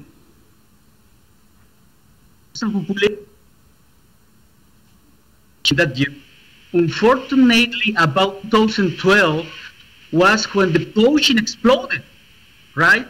So the programs to recover the species apparently were doing things well, but suddenly the cloud appeared and everything was a mess, like nowadays. So responding the first question, yes, we have the hope to save the vaquita if we do things well, because the data already show that the rate of decline diminished a little bit, at least. Thanks for that, and for all of these important perspectives. I would like to now open it up to the audience, and that's also the live streaming audience. I already have a question here from, I believe, an audience member who wants to, I think, stay incognito. And there is no such thing as a bad question here. This is an open discussion, but this is, I think, a particularly good one. There are the comment is there are ongoing efforts for fishing alternatives, and the question is, are there any efforts by the scientific community to find synthetic alternatives for the medicinal benefits derived from the swim bladder? And this would, another comment here, I think, related to that, perhaps decrease the economic benefit from fishing the totoaba and the carvina. So again, do you, any of you, know of attempts for synthetic alternatives for medicinal benefits? Thank you. I can try. Well, I don't know of any synthetic alternatives to the medicinal value of swim bladders. I do know that, I'm going to go out on a limb here, I'm not sure if the actual medicinal value of swim bladders has actually been confirmed, as far as I know. Yeah, I think we could use a different kind of marketing campaign to say that they're not. That's a very fair answer, and Kate has a follow-up. Okay. Yeah, I think that's the big response is that, honestly, there's been no proof that there is medicinal value in these buches, the swim bladders. And it's something similar that we've seen with shark fin soup, where certain properties are ascribed to shark fin soup. We've been very successful, the conservation community, the scientific community, in addressing the consumption of shark fin soup in Hong Kong and mainland China. And as a result of some really amazing campaigns by groups like Wild Aid and others, we have Yao Ming going out in front of millions of Chinese saying, you don't need to eat shark fin soup, give it up. They've now started a similar education campaign in China for the totawaba that specifically does reference the vaquita. I've seen it. I don't understand the Chinese, but they have subtitles, so that was helpful. And I've also asked friends who've seen the videos, and they say that it does have a great impact on them. And as the middle class in China continues to grow, continues to have a great ability to spend lots of money on seafood products, we need to do more and more of these education campaigns in the markets themselves. So one of the things that does bring us to is also educating the Chinese people about how it's illegal trade. And so that involves getting to the Convention on International Trade in Endangered Species. And there's been recent meetings, Alex could probably talk to this a little bit more than I can, between China, the United States, and Mexico to try and address what to do with the illegal totawaba trade. Thank you. Thanks, Beth and Kate, for that. I remind us that Courtney here holds this very soft and easily maneuverable, I think throwable, microphone.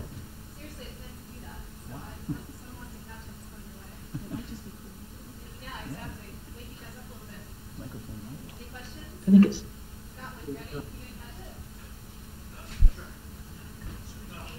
All right.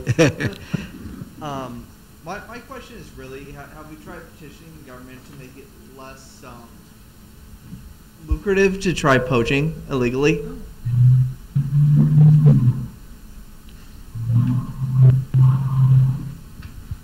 The price is fixed on China, so they pay a lot. So we know the bladders they cost like yeah, it was like 500 grams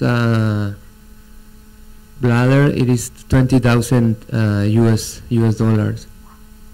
So that is why they say it's more profitable than cocaine. So that is why also organized crime is involved.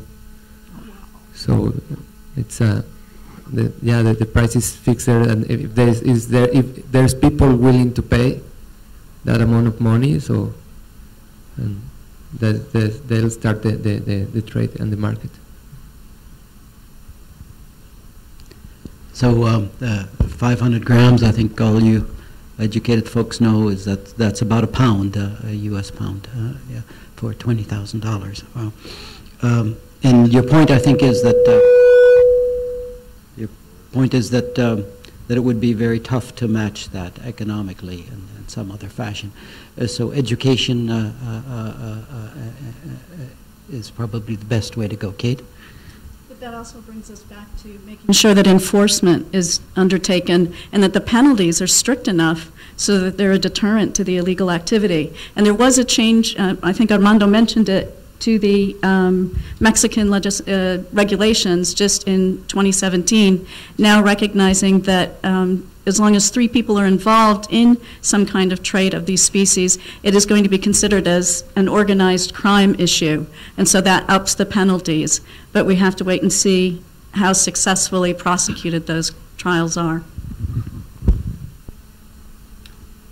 Thanks very much. Armando, you were nodding so vigorously that I thought you might want to say something there.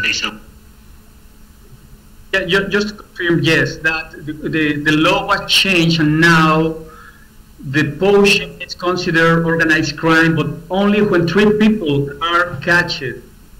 And that is difficult because the fishermen do anything to not to allow catch 3 of them. And in addition to, we need to recognize that in Mexico we are changing our law system to an oral system, and we are still learning. We have a lot of problems, not with this kind of crime, with any kind of crime. We are still learning to run under this oral system. So it's an additional problem that is involved in this issue. Thanks for that. I think back to the live streaming or the audience. Yes. Oh, yes. I have a follow-up question to that, actually. Have you guys considered, instead of focusing on Mexico, focusing on these villages where the vaquitas are located, have we instead tried looking over into the Asian markets? I know that here in the United States, social media, a lot of the younger generation and everything in the middle class is starting to perpetuate the end of a lot of these trade systems. Several bad facilities, other places have been shut down just through that choice of social media use. And as the middle class grows in China, as wealth is starting to perpetuate, a lot of that culture is what is currently feeding into poaching. Rhino horn, other things are becoming very popular, not for their medicinal value, but rather as a status of wealth, saying I can afford this $30,000 swim bladder. Have you tried focusing efforts instead over to the Asian markets and working with them even on this social media platform of saying, hey, this is an issue, what can we do about it there? Address that.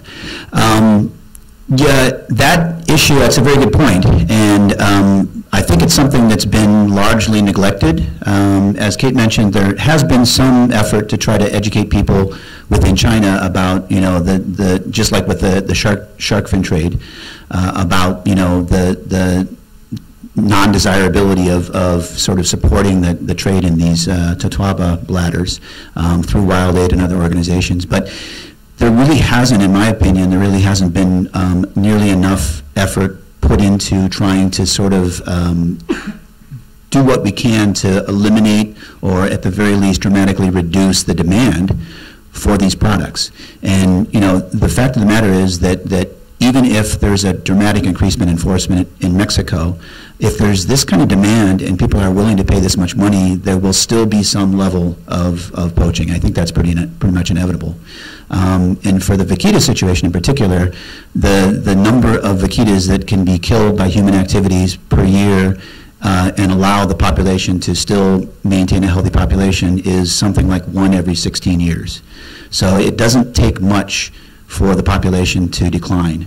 So to me that indicates that, you know, we really should be putting some additional effort on trying to educate people about this problem and using whatever other means we can to try to reduce or eliminate that demand. It's something that I think we really need to focus a lot more on. Thanks, Tom. And thanks for the question. We have a live stream question from Thomas Gorman, from whom we heard before, and Thomas says, you'll remember that he lives in San Felipe. He says, we are seeing the pongas out fishing daily and finding totoabas with the bladders cut out on the beach. The fishermen claim they are starving, but it seems someone is making some very good money. We saw 2 pongas pursued today, and they were not detained. I think it's something that we've talked about, but perhaps one of you can answer, Thomas.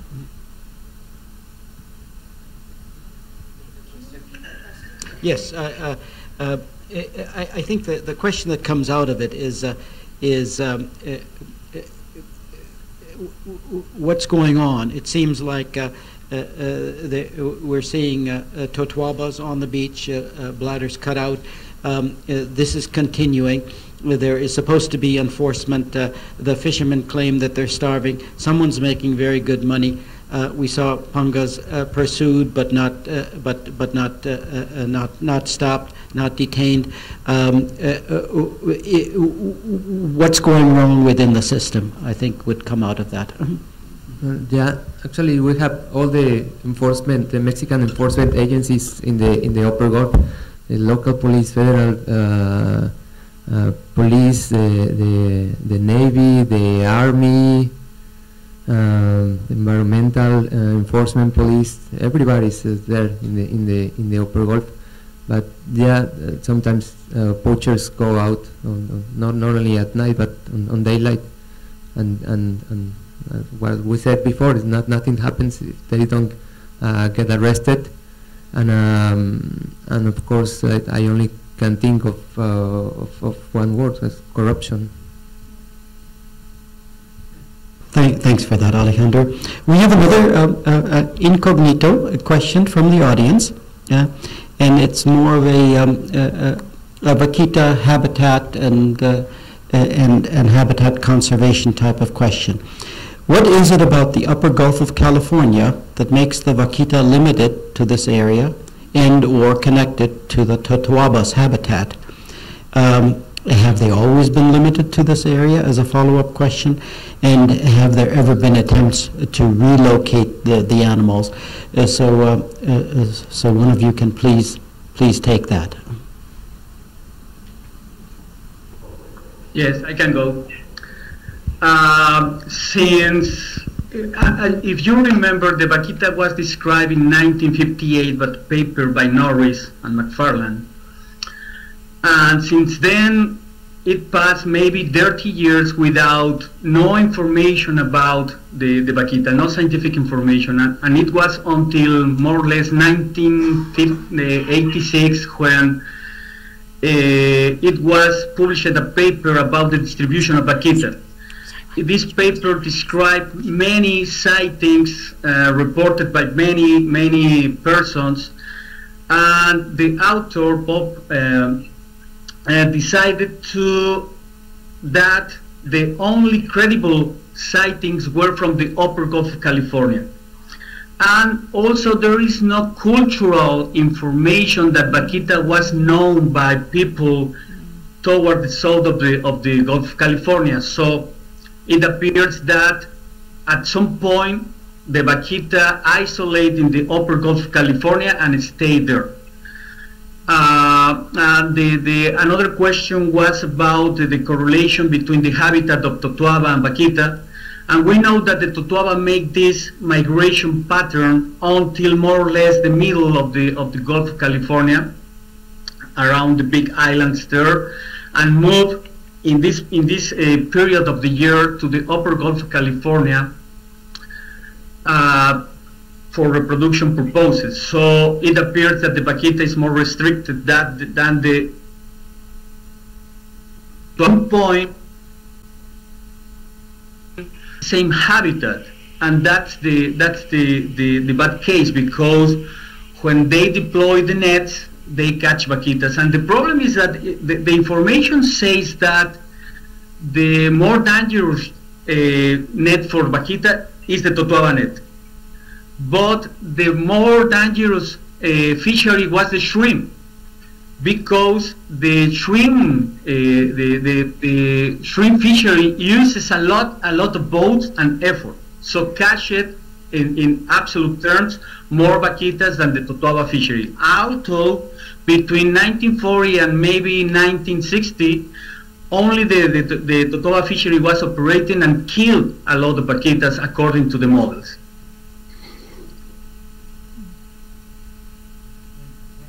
And another question from the audience was, have there ever been attempts to relocate the vaquita? Not at all, not at all. And Francis can tell us more of this effort of vaquita CPR to try to put vaquitas into captive. Was a failure. Was a big project with a lot of preparation and things like that, but we have not been trying to relocate vaquitas at all, and it was the first attempt to actually catch a live vaquita. Thanks for that summary. Any other question? I'm sure there are. Yes. Yes, I think this might be directed at Armando. I was trying to think about any cultural values of either fish or the mammal and the fish to the local population. I mean, I don't know the heritage of that village. Are there indigenous people that have a different perspective, or how is that? And so maybe that would work to the benefit. Well, in fact, San Felipe was founded by some fishermen more or less in the 1920s, because they were looking for totuaba, because totuaba fishing to the south of the Gulf of California was depleted. So, in fact, San Felipe born as a town looking for a species that was already depleted in another basins, right? So San Felipe and El Golfo de Santa Clara and Puerto Peñasco, that are the main towns, the main fishing towns in the area, born as a fishing towns looking for totuaba. And they catch totuaba between 1920s more or less until 1970s, when they already they again depleted the species in that basins, right? So there is not really a local culture there that was found in the towns. That towns were founded because of the fishery of totuaba.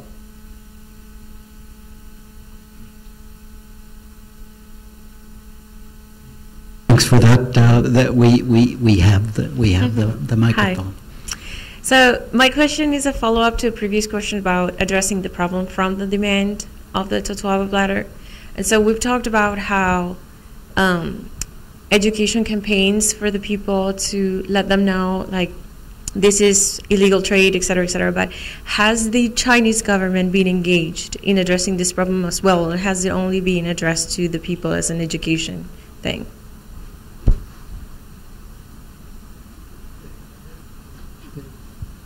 Hello?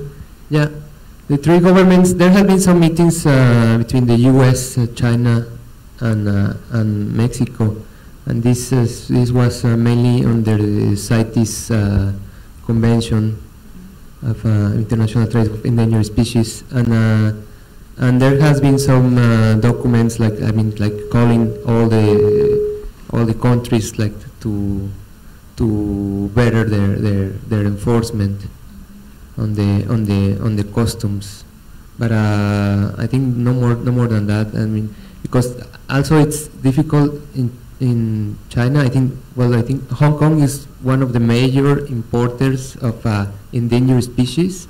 So in terms of volume of, the bladders is not that much as other endangered species, but of course it is in terms of the damage, no? Because that is causing. But as far as I know, no campaign from the. Thank you, Alejandro, and Kate wants to follow up. Yeah, there have been some efforts to meet with Chinese customs officials. One, to train them into realizing how to identify what a totuaba bladder is, because you'll get, millions of pounds of fish meal coming into China every single year.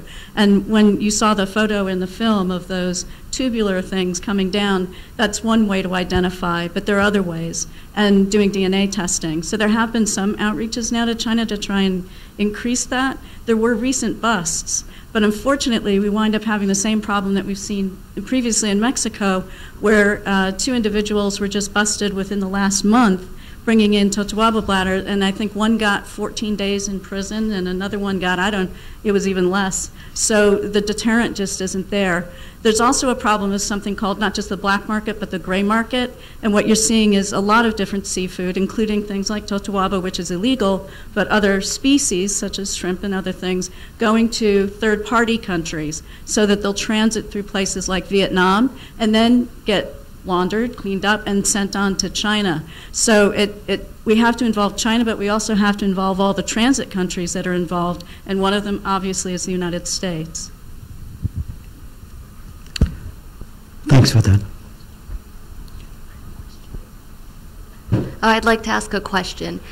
You know, I see the perspective of the community when they, you know, watch the film, and I hear a lot from, you know, people that are part of the organization. And so my question to you is, you know, in order to bring people together to feel the same passions that you do, I think that the connection with understanding how this near extinction really correlates with people, and what exactly can you say to what will happen to the ecosystem when the vaquita are gone? How this relates to other species in the ocean, and how it relates really to us. Yeah. In terms of how the extinction of the vaquita would impact the ecosystem, I think the answer is we honestly don't know. The fact is the vaquita is a very poorly known species. There's not much known about its biology. We don't really have a very good understanding of exactly how it functions in its ecosystem or what the loss of that species would really mean for other species in the ecosystem. But I think one thing that we can do that will help in what you're talking about is sort of emphasize to people that, look, we're looking at what looks like a potential domino effect here. You know, in this particular issue, it's gillnets, and other issues, it might be other issues. But with gillnets are used in probably just about every coastal country in the world, and they're used in many countries and rivers and lakes that are not even coastal countries. And virtually everywhere where gillnets are used, where there's overlap with cetacean populations, we have bycatch problems. Even in developed countries like the United States and the UK and Australia and that kind of thing, there are bycatch issues that have been very, very difficult to deal with. And when you combine the use of a very efficient fishing technique like the gillnet, which is also very non-selective and has a lot of bycatch, with countries where the fishing monitoring and regulation, like Mexico, is not good. They're not really very well monitored fisheries, and there's very little effective regulation. You get into a recipe for disaster. And the vaquita is one example of this, but there are many other species among the cetaceans, among sea turtles, among seabirds, among non-target fish species and sharks. And I think we really need to emphasize to people that this is much bigger than just the vaquita conservation itself. We have the ability here to use the vaquita situation as a way of making some progress towards this overall issue. And if we can probably make, you know, improved efforts to try to save other species from the same kind of issues. But gillnets are going to be causing extinction of many other species other than vaquita if we don't really make some progress here. Thanks, Tom.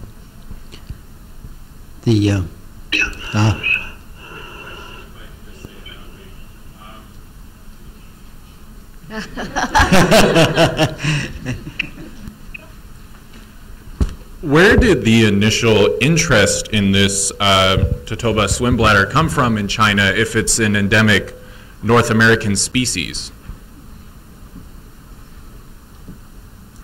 I guess I can take a stab at it, and hopefully Armando and Alex can help me. There's actually a population of Chinese Mexicans in the region that have been fishing there for decades, if not over a century. If you go to Mexicali, you can find, you know, Chinese food up and down the street. And so there have been instances going back for quite some time where they would be looking for species coming from the upper Gulf of California. And right now, as I said earlier, sea cucumbers, that's an exceptionally sought after commodity right now in China. And so we've been hearing stories of people, Chinese representatives going down to the beach and literally just taking whatever they can get, shipping it in various ways, sometimes by truck through the United States, sometimes by boat, and going to mainland China again for large sums of money. So it's actually been going on for quite some time. It's just that one Totoaba maw all of a sudden took off in popularity, and we've seen it, you know, ebbs and flows in what's the in species to go after, and that's why I'm a little concerned right now for Gulf Corvina. Thank you. Thanks for that, Kate. There's a species in China right, so there's a species in China that's in the same family, the Sanidae family, a croaker family, that gets about to be the same size, the Bahara. It's yay big, and it's also very, very threatened from fishing for the swim bladder. So my suspicion is, well, here's a similar sister species, same size, same family, same, I don't think it's the same genus, with similar swim bladders. So maybe it was like a surrogate for a decline in another species in China. Just a guess. If I could add to that as well, just keeping supply and demand, basic law of supply and demand in mind, the rarer these species become, the higher the price tag, right? So the interest is actually increasing, betting on fewer and fewer of those animals. So that's something to bear in mind too, that's going on. Thanks for that. Questions, comments? So just to follow up with that idea, is there any, I'm sorry, can we use the mic? You want the mic? Can you catch? Thank you. I think Lovely, yay! Thanks. So one of the things I was thinking about too, and I think part of it was covered in the film is, if the Totoaba has been declining, like how about the aquaculture of Totoaba to increase it so that it is so easily available, so to speak, so that the commodity price or it no longer is seen as like an investment thing in China where you can easily get it or something along those lines. Like if it becomes so common that it's not such a hot topic, would that help decrease the demand in such a way or so that the price is not so attractive to fishers so that they will go poaching? And along those lines too, how much of fishermen who say they will always be fishermen plays a role into this? So like if you tell people this is what they've done, their forefathers have done, you can no longer do this now. So how much of that plays a part besides the attractiveness of how much money you can make out of it? We have sort of two questions here, and would someone like to start with the first?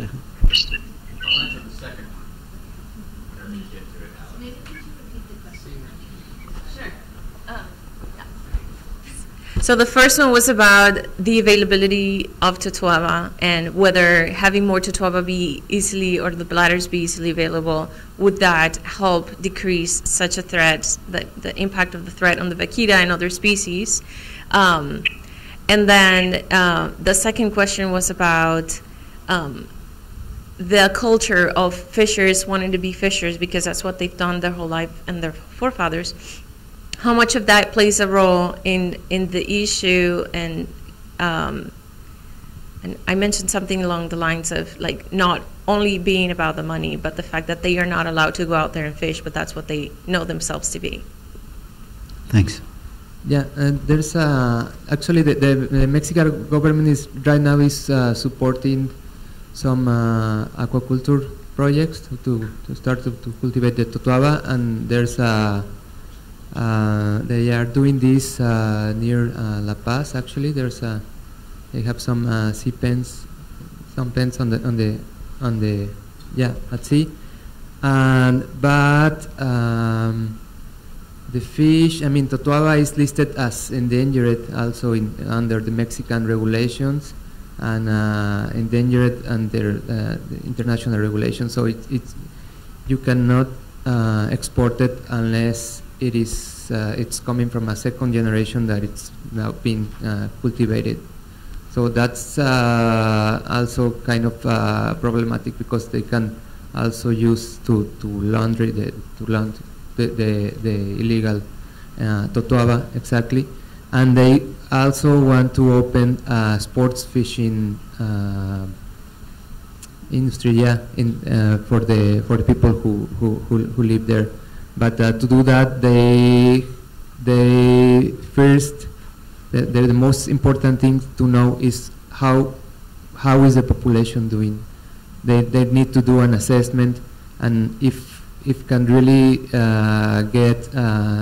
can really support a sports fishery, and so far we have been waiting for almost 2 years for a population assessment from the Mexican government, and we don't have it. We don't have it yet, but we know that we have talked with people who was involved, and they said that right now the illegal take of the Totoaba population is totally unsustainable.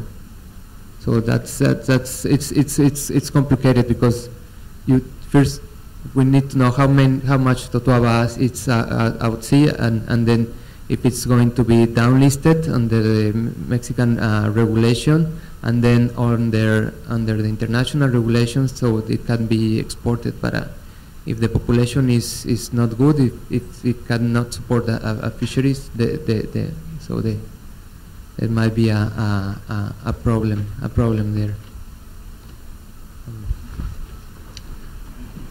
And Thanks very much, and we have a follow-up by Sean for maybe the first one, but I know he wants to address the second question. Okay. I'm just going to get up here for photo op, just prove that I'm actually here, because I'm kind of cut off, and it's just like the voice of God. So yes, and much of what Alex was saying, essentially, there's a lot of conversation of turning this from a black market into a white market, and surprisingly, there's a lot of people that would like that to happen. Being a local business owners, fishermen themselves, but the complexities, as you were mentioning, is that we need to know exactly how many Totuaba there are in general, and then of course they have to be taken off the list. So once you get through that, of course, I don't think that's going to happen overnight, but that seems to be the effort. In regards to what the youth can do if they can't fish anymore, right? Options are very, very limiting there. Frankly, there aren't any. This is why a lot of them, they'll go to school and they'll drop out and they just become fishermen. But part of what we're doing is joining the forces of groups like WWF and Cero in creating community engagement, and this is the entire Gulf. And it's really awesome that this, by accident, this aquaculture that happened in San Felipe. So what Alex is talking about are already developed programs that happen in La Paz and also Ensenada, which is what you saw in the film. But what was really fascinating, so let's add a little bit of light to this. I know this is a pretty heavy issue. In that, what was interesting was that they transferred Totuaba from the Ensenada hatchery in order to feed the vaquita had one been captured, which of course is a conundrum right there, right? One endangered feeding the other. Well, I want to say that although the capture attempt, it's based on the opinion, but some may say that it's failed, and others not. I'd like to look at it as one of the discoveries that came out of this is that the Totuaba that are currently in there that were not fed to the vaquita because of the shutdown of the program actually are thriving, and they're actually growing faster and bigger than they would be in the hatchery in Ensenada because they are in their natural habitat. And it's because and this has become such a thing now that what people would have thought would have been a lot of money in just to test this, by accident, it has become a very exciting new step in developing aquaculture in San Felipe. And what that means is it means jobs. It means another way to interact with the Totuaba. And also with the youth, we actually have met a principal at one of the local schools and went out there, and he tells me about a program that he's doing now where he's taking kids in high school to this floating sea pen where they keep the Totuaba and teaching them about specifically about the Totuaba. They're collecting biometrics of this, so they have data collection skills, and then also about the general biodiversity of the area. So, and keep in mind, these are the children of fishermen. So there is this level of excitement. I saw it. They were extremely stoked, just like, wow, this is great, which is an attitude that you don't see a lot of because that opportunity doesn't exist. So there's potential there now, and we want to actually see this grow. We're all going to have to do this together, and developing that community engagement and having platforms where that communication can be open in a less threatening way, because it's, we're looked at as outsiders, and we come in, and it's one of those things, you collect your story and then you're out, and that's I think we're all pretty much here to stay until we can figure this thing out. So yeah, there's a little bit of momentum growing, and I strongly believe that things will change in the future on that avenue.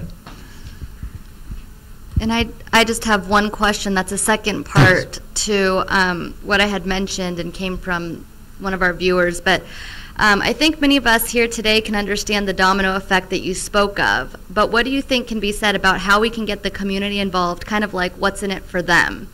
What can be said to enlighten people today to make changes for the future?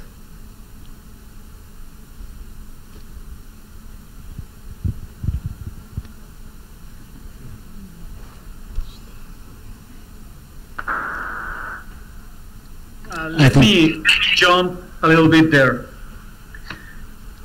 Since Lorenzo and myself started to work with Vaquita with an invitation from the federal government back in 1996, we were invited because it appears a series of publications in a media named Sacramento Bee, telling about the situation of fisheries in the Gulf of California, including the upper Gulf of California, and the word embargo appeared there. So by those years, if you remember, Mexico was in this trouble of the Tuna Fishing Association and the embargo of the Mexican tuna. And I live in Ensenada. Ensenada was one of the main towns dedicated to the fishery of tuna and was devastated because of the embargo.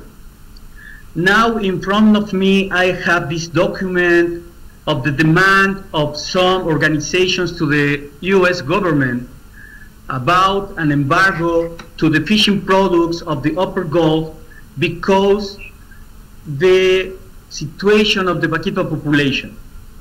Since many years ago, we say to the communities, we are fighting to save vaquita because some damages can occur to the fisheries activity there, because you are exporting your products to US, and US demands that the level of care to wildlife be the same as in US waters.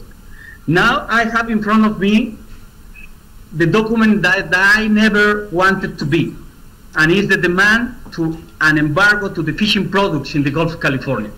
So that's in my opinion, this is how we can combine the communities to try to save the vaquita and try to behave in a different way that take care of all the environment, because bad things can occur if this embargo goes. Thanks very much, Armando, for those considered wise words, actually. Do we have any other comments, questions, wild speculations from the audience? We have one more. Mm-hmm.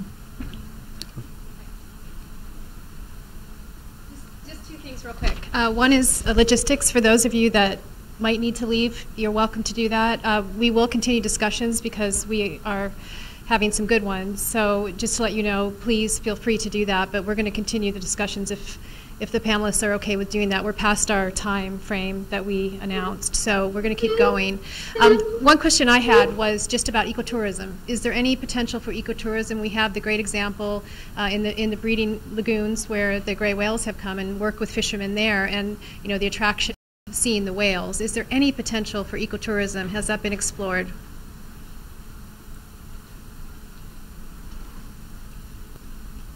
Okay. Kate will take it. Time will take it. Then Kate will take it. Mm-hmm. Yeah, that's a good question about potential for ecotourism. And when I first kind of became re-engaged in vaquita issues about 12 years ago or so, I was pretty optimistic that that could be one of the answers to the problem here, is developing ecotourism. I have to say I'm not so optimistic about it anymore. There's a number of reasons, political and otherwise, why I think it's probably not, I won't say it would never play a role, but I think it's not probably likely to be a major solution to the problem. And one thing I was thinking originally was, some kind of whale or dolphin watching industry. I mean, whale and dolphin watching is a multi-million-dollar industry around the world. But the fact of the matter is that the vaquita is one of the more common species of marine mammals that you see in the Gulf of California, which is, in that part of the Gulf of California, which is really hard to believe, actually. There's not, the area where the vaquita occurs, there's not a lot of other marine mammals there in very large numbers, at least that are easily accessible from a shore-based station or something like that. So I think, you know, ecotourism probably is not going to be a big enough draw that it would really provide a major solution to the problem. And I think Kate had something to add. Yeah, I would agree that it can't be focused solely on cetaceans. I just don't think it's going to work the way it has in other places like Iceland and Sri Lanka, and even in, you know, the gray whale lagoons. I think it would have to be a much more holistic approach to ecotourism, and also combining elements of cultural tourism, and so that you would have, you know, you could do bird watching, you could do whatever, but it's going to have to be on the understanding that it's not solely focused on cetaceans. And again, it requires a lot of investment. One positive thing, I think, is that through the discussions that have been going on with the Fundación Carlos Slim, and then also, you know, a very famous Hollywood actor named Leonardo DiCaprio, and others, that there's now a lot of attention focused on the problem, and there are working groups that have been mentioned where people are talking on a regular basis, trying to come up with these alternatives. And then there are also people who have been trying this in the area for some time, like Celo, who've been looking at these problems. But I don't think specifically just cetaceans, it can't, I think, thrive. Thanks for that, Kate and Tom. And other perspectives, perhaps, on this topic here? No? Okay. Alejandro, did you have something that you wanted to say? Just to take into consideration, because that one of the towns is named is Golfo de Santa Clara. It's like very small and isolated place, and they don't get a lot of visitors there. And there has been some projects from the government in the past, and they have they supported to build some small hotels in the area. But apparently it didn't work because nobody shows up in that small town, because it is mainly founded by fishermen. And also sometimes I got a lot of sometimes I got this question of why don't people start like a diving center in the area. You cannot dive there because the currents are really strong, and the visibility is none, and so it is not a good place to dive there. Well, a comment from two comments. Let me see here. Where's, oh, there we go. There's you first, young man, and then you first. You next. I have a wild speculation.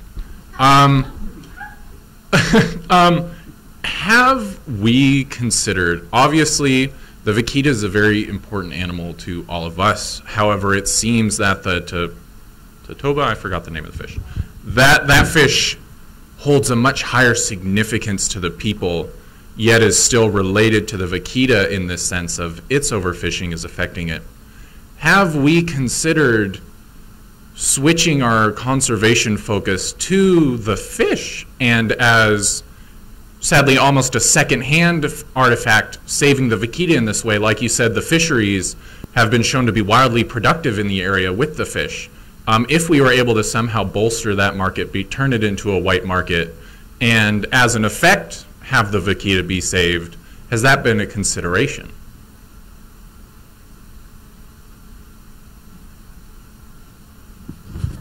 Who would like to take that? Let me jump. It is in fact a very nice proposition, and we have been thinking about with some colleagues, and that's why the Mexican government is thinking into open the fishery of Totoaba with an sport fishing. But as Alejandro said, we need the population assessment, and the National Institute of Fisheries is saying that it's going to deliver that assessment for the last months, and we have not seen that one. But I think, as you, that one way to protect vaquita is by managing the fishery of Totoaba.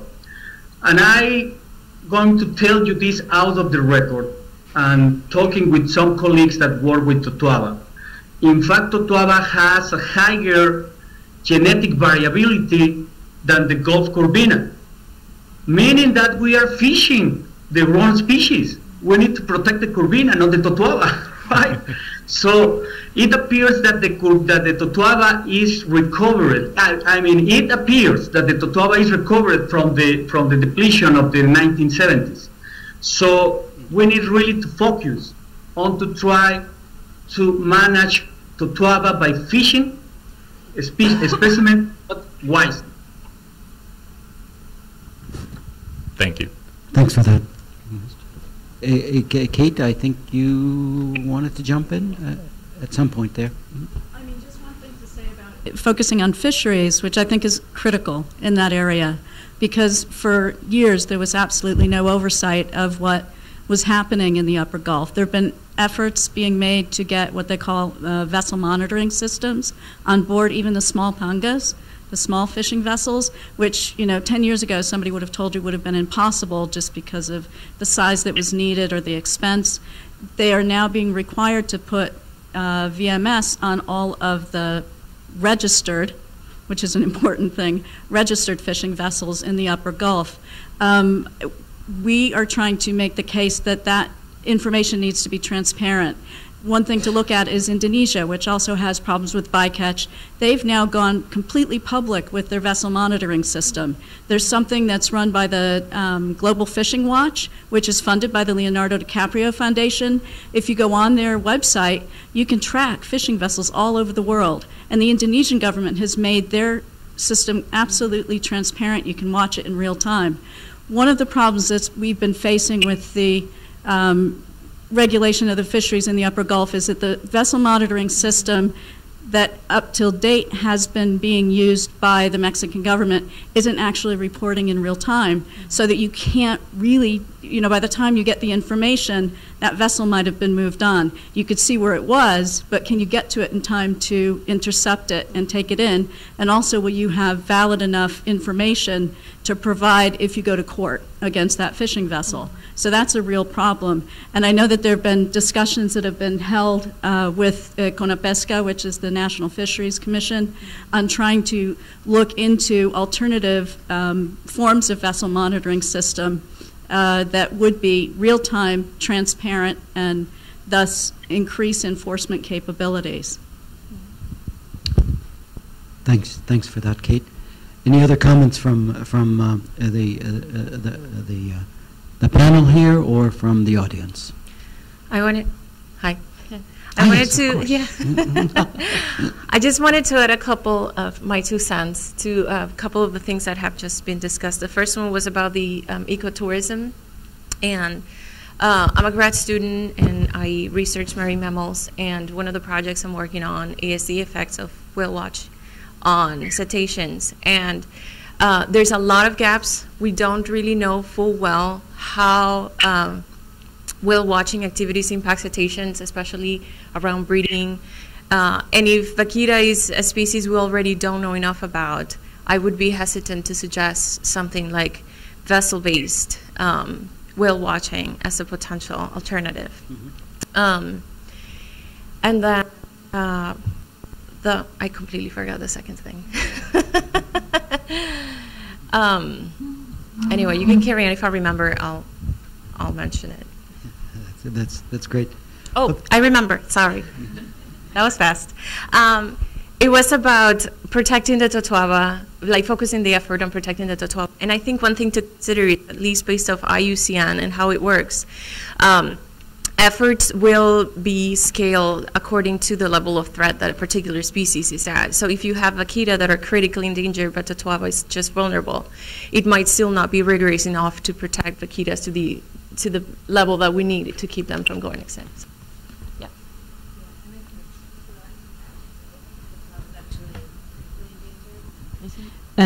So I think the Totoaba is critically endangered, and if I understood correctly, it's illegal right now to fish for Totoaba at all, no matter any kind of gears, right?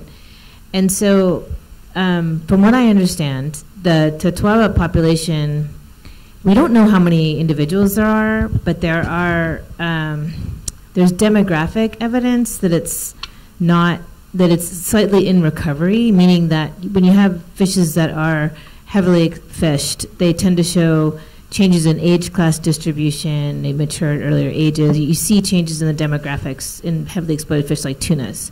We haven't seen those in the Totoaba, which is interesting, even though we don't know exactly how many there are left. But given that a Totoaba can live up to 30 years of age, you know, I'm a little hesitant to open up, you know, even recreational fishing for a fish that swim bladder is still worth $20,000, right? You know, it'd be a free-for-all out there. So I think, you know, definitely focus efforts on, you know, conservation of Totoaba, but I don't have the answers as how to solve that demand, really, which is going to drive any fishery to collapse with those prices. Thanks for that. Any other comments related to that overall scheme? No? Okay. All right. I think this has been, for me, and I hope for you good folks as well, and I think for the panelists, a really good discussion that you brought forth with the with that excellent movie, and thanks for that. I'm going to ask one of you. I was going to ask Frances, because she did such a great job of introducing several different topics that we touched upon in part or in whole during the discussion here, but she had to drop out just a few minutes ago. So I'll just surprise one of you and ask you to give a summary in a few minutes.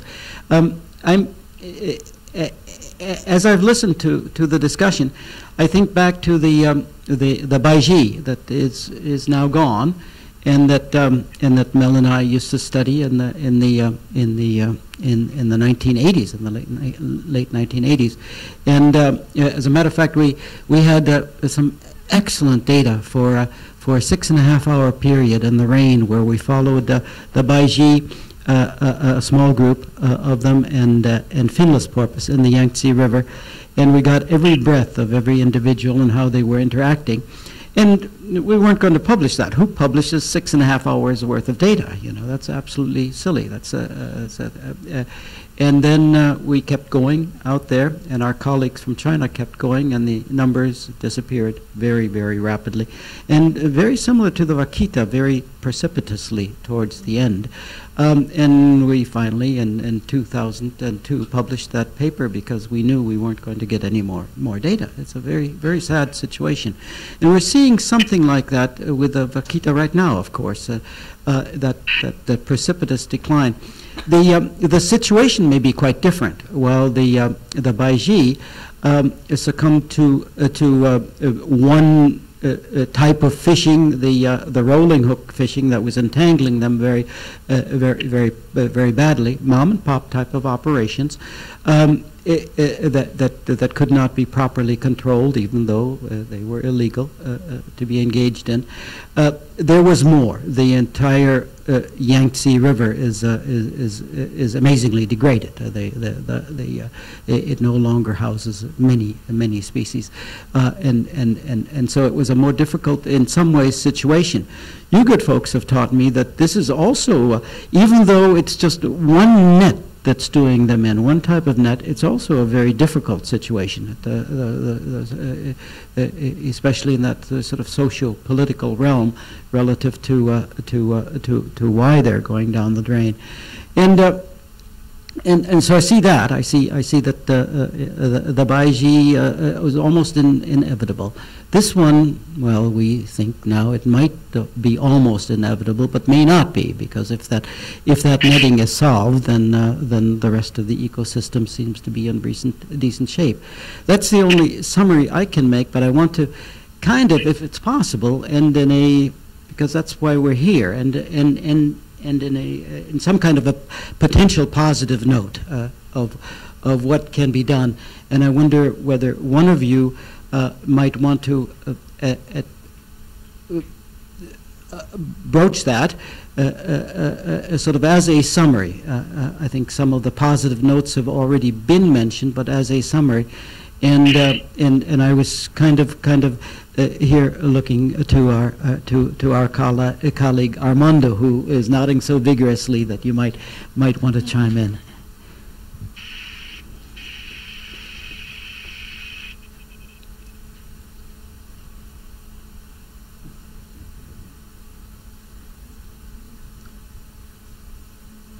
He may not have heard me. Armando, can you send us out on a potential positive note? Okay. It's a difficult one, but I'm going to say that I have been working with Vaquita for the last 22 years. And as I told you before, finally I saw information indicating that at least in 1 year the population was a kind of stable. And let me tell you also that this administration make all the possible efforts to try to save species. The decision to close all the distribution area of Vaquita was a huge one in terms of political terms. And I think that it's a really difficult problem. I mean, if you have 300 pangas trying to go to fish, it's virtually impossible to try to stop that.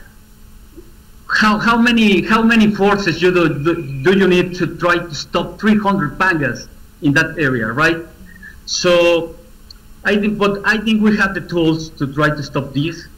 And the positive tools are, as I told you, looks like the totoaba is a population that could be potentially fished, and it could be potentially fished in a wise way.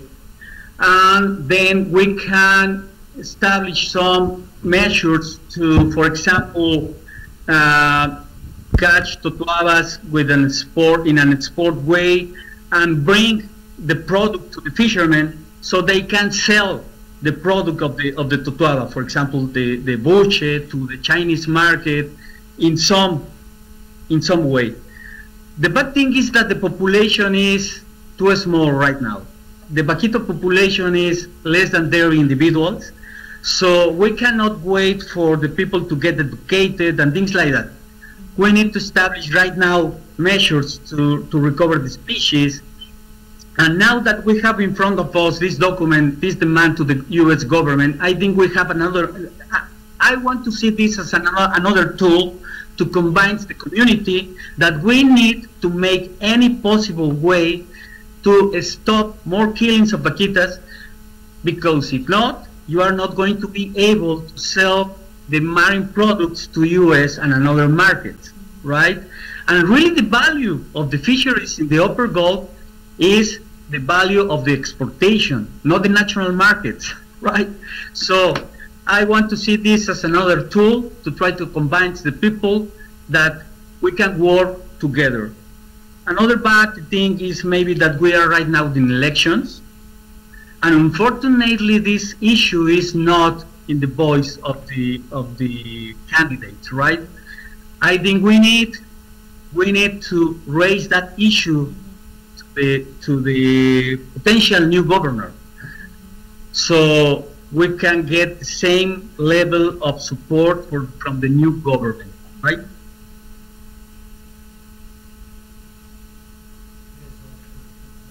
Thanks for that summary. I guess the problem there is a matter of time, isn't it? Really. Any other comments? Final thoughts from the audience? Yes, please. Okay. So just so you understand where I'm coming from, and the fact that I've been so fortunate to meet so many great people, for us all to come together to fight this cause. Whenever, I hadn't seen a vaquita at all. Like, here I am producing this film, and I hadn't seen a vaquita for years. And well, let's just say a live one. You know, my first vaquita I ever saw was dead, much like Paco in the film. And that, of course, sends, you know, chills, especially then when you keep hearing about another one's dying, another one's dying, another one's dying, 50% decline, 2 years in a row. And then when the vaquita CPR rescue attempt occurred, I saw my first live vaquita, only 20 feet. Unfortunately, it didn't make me excited. It was being pulled out of a small boat, and it was in a sling, and it had its flippers pushed through the sling. And I'm supposed to be a fly in the wall. I'm supposed to just watch this happen.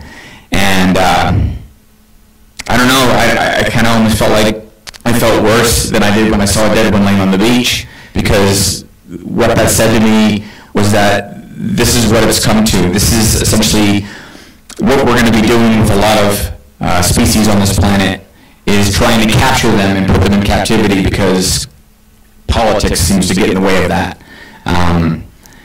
So what I would do with emotions like that is, what it says big picture is that the vaquita is a symbol for all species on this planet, and it should maintain that status indefinitely. And we should recognize that more than ever, that even when you're coming down to the witching hour like this, that we try even harder to fight for these species, especially when I see youth in the audience, and I know that I personally don't want to live in a world with zero biodiversity, and I don't think that anybody that's coming into this world now should also have to deal with that. You know, who wants to stand in the middle of a Walmart parking lot? No birds, no fish, no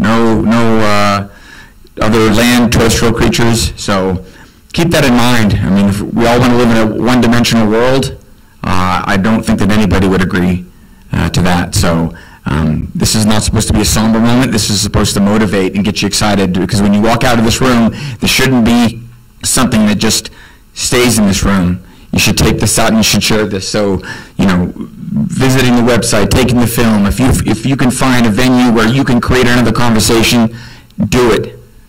And I encourage that. You can reach out to me or any of these folks. They're all doing great stuff. That they have. I know they all have information to share. So use us all as a resource so that we can move forward with saving all of our species.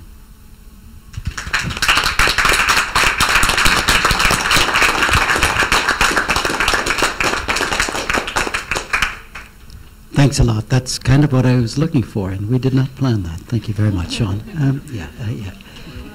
Thanks so much. Thanks to you for putting this together, to Danielle, and to you fine people for being here. Thanks a lot.